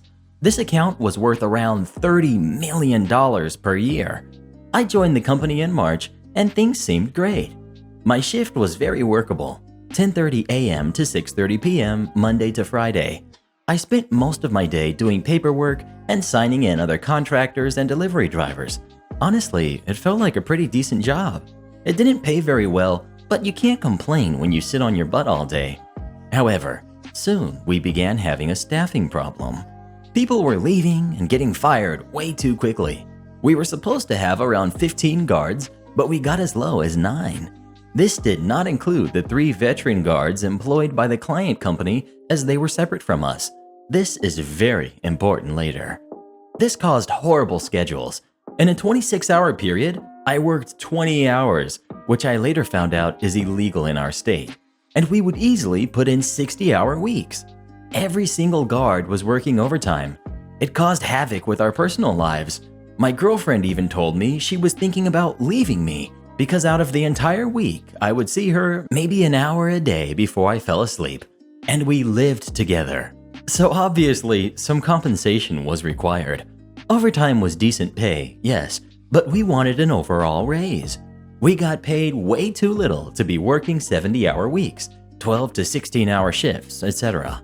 Each facility has a supervisor through the contractor company, and each set of facilities has a branch manager who supervises specific accounts for the regional manager. While the branch manager was supposed to visit each facility once a month, there are 3 facilities in his area on the account, I saw him twice in my 1-year period with the company. Apparently, the client company had a lot of pull in the state, so the security company was basically their lapdog, and they tried to keep their distance as much as legally allowed. The issue started when one of the guards, we'll call him Roy, started talking about how his friend who worked at the sister site and all of his fellow guards all got raises because they were short-staffed, and the company wanted to thank them for pulling extra hours. This got a lot of guards furious. We were much worse off with our staff, and we worked at the world headquarters, and none of us had even been suggested raises. This led to the guards being particularly unmotivated and led to people refusing to pick up shifts. So one of the senior guards decided to call the BM and complain, asking why the sister site would get raises and why we would not. Apparently, it was more of a rant than an actual conversation, but at the end of it, the branch manager promised he would look at getting our raises and that he would speak with the regional manager to get the raises going. When word of this reached the facility, it was one of the only things everyone could talk about. We would talk about how excited everyone was to get raises, and the branch manager had also promised that we would be getting new guards to help out, so no more 60-plus hour work weeks. Everything was happy in our world for about 48 hours. When I get to work early on Thursday, I see an email addressed to all the security guards, and our branch manager is CC'd in it. He never gets copied in emails. The email said this: "Hello. As you are all aware of, all the rumors that have been brought to my attention have been addressed. I would like to take this time and remind everyone not to engage in this activity again. Moving forward, bring all concerns to the attention of your immediate supervisor so they may be addressed. Spreading rumors and causing panic will be looked at as creating an uncomfortable/hostile work environment. Disciplinary action will be taken. Please let me know if you have any questions or concerns about this matter. Also, make sure that your attention while on site is on our purpose. We should all be focused on the objective of providing the client with outstanding service." We were mad. Basically, we were being told that we weren't getting raises, and the branch manager claimed that the sister site getting raises was nothing but a rumor. Roy was berated for supposedly causing a panic, and since senior guard was the one that went over the supervisor and straight to the branch manager, he was being told his job was potentially on the line. Everyone was absolutely appalled, and one of the older guards quit on the spot. The company had basically flat out lied and made promises they had no intention of keeping, and we legally couldn't prove anything. And thus the revenge starts. We had the phone numbers to the sister site in the directory, but didn't know who the supervisor was over there. I asked Roy who his friend was that had worked there and if I could get into contact with him. Unfortunately, he had quit and joined the Air Force just days prior. At this point, I felt stuck, but I didn't want anyone to be done over by a company just because we were the little people. So I stuck my neck out, and using the phone in my office, I called the client of the sister site. The operator picks up, and I explain that I'm a guard at the headquarters and needed to speak with the supervisor of their site. The operator gladly puts me through. Frank answers the phone, and I explain who I am and why I am calling. I don't BS with him and just flat out ask the big question. Did their site get raises? They did, and then some. Turns out, not only did all their guards get raises, including himself, but they also received bonus checks for their hard work. I could barely speak. I couldn't tell if I was furious at how we had been treated or how thankful I was that Roy and Senior Guard weren't lying. I asked Frank very calmly, "Can I get that in writing?" The next morning, I asked for a meetup with the branch manager, the site supervisor, the client, and the 3 guards that were willing to show up. Myself, Roy, Senior Guard, and a random guard who was willing to be present. He was in the loop most of the time. The branch manager is annoyed by this meeting and demands to know what is going on.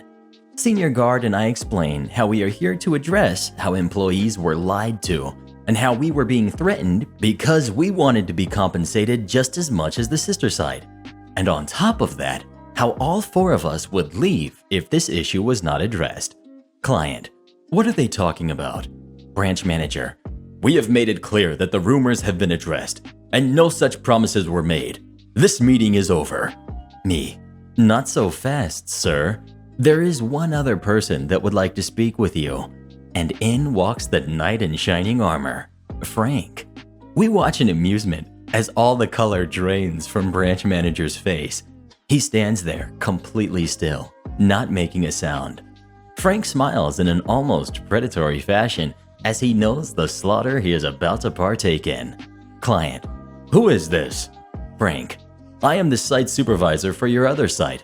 I have here documentation that not only did branch manager lie about my guards getting raises, but also a recorded phone call, being all calls from company phones are monitored, that has branch manager on record stating he was going to pursue seeking a raise for this site's guards. At this point, even I am speechless. I didn't know how he got a copy of the phone call between senior guard and branch manager, but he did, and was holding the transcript. The client goes from confused to angry, glaring at the branch manager. The branch manager is still standing there, white as a ghost, and now our site supervisor is staring at him in what looks like pure rage, mostly because he took the flak for the branch manager's lies. Branch manager. How did you... Client. You're right, branch manager. This meeting is over. For you. Get out of my office. The branch manager glances at myself and senior guard in what looks like pure defeat and mopes out of the office. Client. Frank, let me see what you have. Frank hands over all of the evidence and the client looks through it for about 5 minutes. He finished going over it and closes the booklet and looks over at the site supervisor. Did you know about this? The site supervisor explains how he was simply doing what he was told and not to ask questions. He was ex-military, so that mindset was believable. After this, the client instructed all of us to go home and we would be given money for the shifts we were supposed to work, but instructed us to come back at 7 a.m. sharp the next morning and to meet in the conference room. We all show up the next day and we are greeted by the client and another younger lady who he explains to us is the financial manager of the whole company. The branch manager is also sitting there, but on the other side of the conference table. We sit down and she starts off by apologizing for the behavior of the branch manager and explained how they did not like this sort of thing. However, since he was a contractor, they could not legally hold him accountable. The branch manager seemed somewhat relieved by this, and my heart admittedly sank.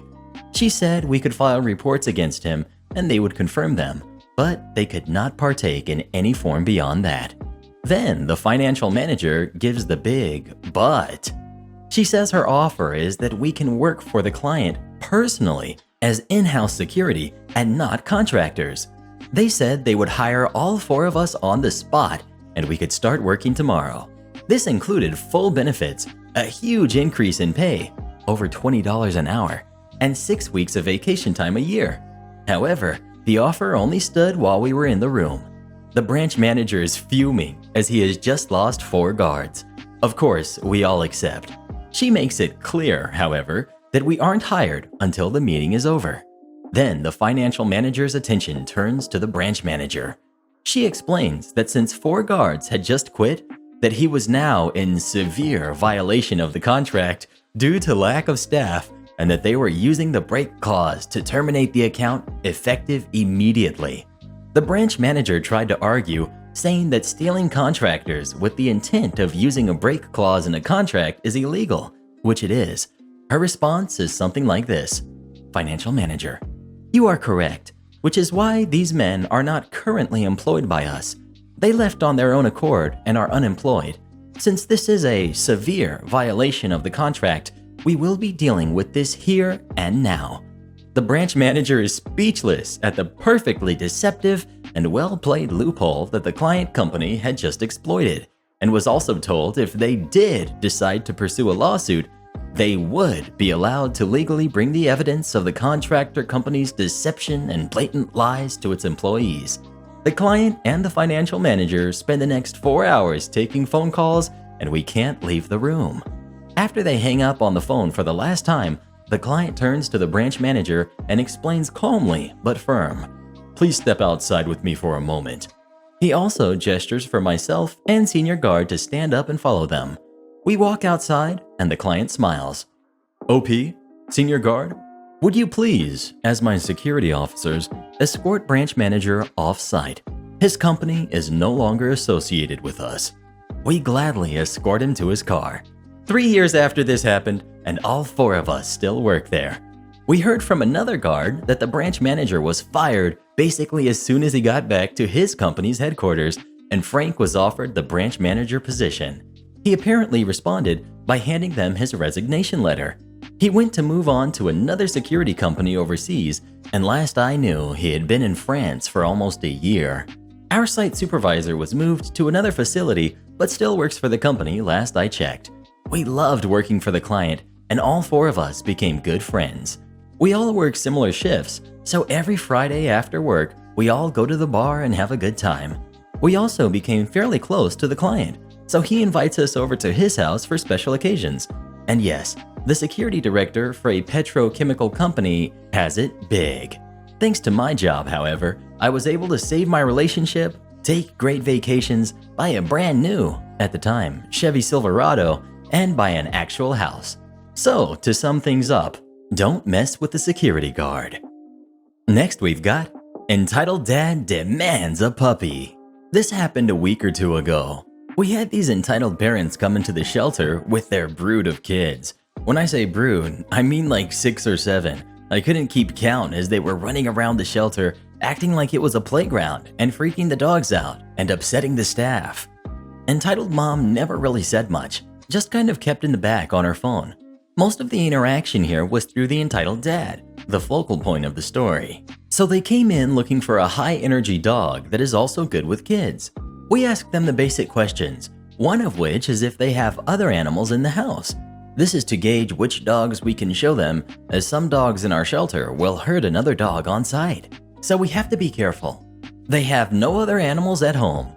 We show them one of our young and very high-energy dogs that loves to play with people but hasn't liked other dogs in the shelter. We inform them of the dog's history as far as we know. They like the dog and adopt him, knowing full well that he needs to be an only dog. Now, days later, we get a litter of small lab puppies turned in. As we are getting them set up in kennels, in comes Entitled Dad, Entitled Mom, and the brood of kids with the dog we adopted out to them. They want to find the dog a friend. We tell them that the dog wasn't dog-friendly when he was here, and we reminded them we recommended he be an only dog. They want another dog, and the one they want just so happens to be one of the small lab puppies. At this point, the staff is looking at each other shocked because we know that this puppy would get hurt if the older dog just decided to grab it by the head and shake it. We try to tell them that the puppy is way too small and wouldn't be able to defend itself if it was attacked. Entitled Dad scoffs and says that the older dog loves other dogs and plays with his neighbor's small dogs all the time. We tell Entitled Dad that while that may be, we cannot, in good conscience, adopt the puppy to them because of the older dog showing signs of aggression towards other dogs in the shelter. Now at this point, Entitled Dad is throwing a tantrum. He's demanding the puppy, and we simply tell him no and repeat our reasons why. It's at this point Entitled Dad says he wants to surrender the older dog and adopt the puppy then. We all look at him like the jerk that he is and tell him we are not going to do that. He storms outside with Entitled Mom and the brood, and Entitled Dad and Entitled Mom are arguing in the front yard of our shelter when a young couple walks by. The guy says something to Entitled Dad and points at the dog, and Entitled Dad says something back, and the guy shakes his hand and walks into our front office and tells us that Entitled Dad just tried to give the older dog away to them. We are beyond furious by now, and when Entitled Dad storms back in with a dog, he demands to surrender the dog. We say fine, and we take the dog back and set him up in a kennel, and then Entitled Dad demands to adopt the puppy. We once again tell him no, and Entitled Dad freaks out, demanding the older dog back while having a complete tantrum meltdown in our office. Because he didn't fill out the surrender paperwork, sadly, we had to give the older dog back because legally it was still his property. He storms back out of the office, and Entitled Dad and the brood leave with the older dog. It doesn't end there. The very next day, Entitled Dad comes back with the older dog by himself and once again demands to surrender the dog. Now, it's apparently because the dog bit one of his kids, and Entitled Dad rants about suing us, but we remind him that when we adopted the dog, it became his property and his responsibility. After we make sure he signs the dog over, he again demands the puppy. We tell him no again, and here's the big kicker. That morning, we got calls from his neighbors reporting him for leaving the dog locked in an outside cage night after night since Entitled Dad has had the older dog. The neighbors said that the dog rarely ever got to leave the cage despite almost freezing temperatures that week. We inform Entitled Dad that not only was he not getting the puppy, he wasn't getting the older dog back either. And now, he and his family were on a do not adopt blacklist for the state and wouldn't be adopting anything from anywhere from now on. Entitled Dad just sits there in silence and storms out of the office and ran to his car. I've never seen someone so bent on getting out of here. Next we've got Karen demands I shop for her. Backstory. This happened a few hours ago. I was out with my mom for the afternoon. She has an arm injury from an accident, and I often help her out when I can. Today, I wore a Selena shirt and black leggings. The Walmart employees wore a store polo with the logo on it and khaki pants or shorts. So yeah, I wore nothing like the actual employees, and I am not a personal shopper. This happened right after we had ate a late lunch at a semi-nice restaurant. After we ate, we decided to head over to Walmart to get a couple of items. Like I said, my mom has an arm injury from an accident, and I was in the store with her helping her reach for items that she couldn't reach. We're in the store for a few moments. My mom sends me off to find some soda. I go into the soda part of the store, and I'm reaching for the soda when I felt a tap on my shoulder. I grab the soda and turn around thinking I'm in someone's way, and well, I kind of was. The lady, not really a Karen, pointed to the Coke. Her arms were pretty full. Why she didn't have a cart was beyond me. Karen, can you please get that Coke for me? Me, being ever polite. Yeah, sure. Your arms look pretty full. Do you need a cart? I was kind of hoping you could help me. I saw you helped that woman. Me. Oh, that's my mom. I came in to help her. She has an arm injury, and I was just helping her get a few things before I go home myself. Karen. But you helped her. I just gave her a look like, what are you talking about? Me. I mean, yeah, she's my mom. I kind of have to help her. So you're a personal shopper for her?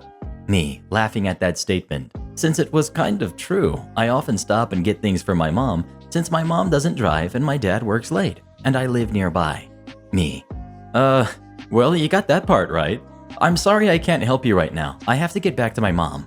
Well, get the rest of the items from my list. I shake my head. Me. Ma'am, I don't know how to tell you this, but I have to get back to my mom. I leave quickly, and I get back to my mother, and I tell her about the wild Karen encounter. My mom said I did the best I could, so we get to check out, and behold, Karen is behind us. She proceeds to tap my mother on the shoulder. My mother turns around and sees the Karen I was talking about. Karen. Hi. Yes, does she work for you? Mom. Yes, she has for 22 years. We have this ongoing joke that I was the maid in the family. Karen looks at me agape. It was like she was trying to process what my mom said. But she can't be that old. Mom. Nope, she's been 22. Been 22 since May. She's also my daughter, and we just stopped here to get a few things. Karen. But she helped me. Mom. Well, that's how I raised her.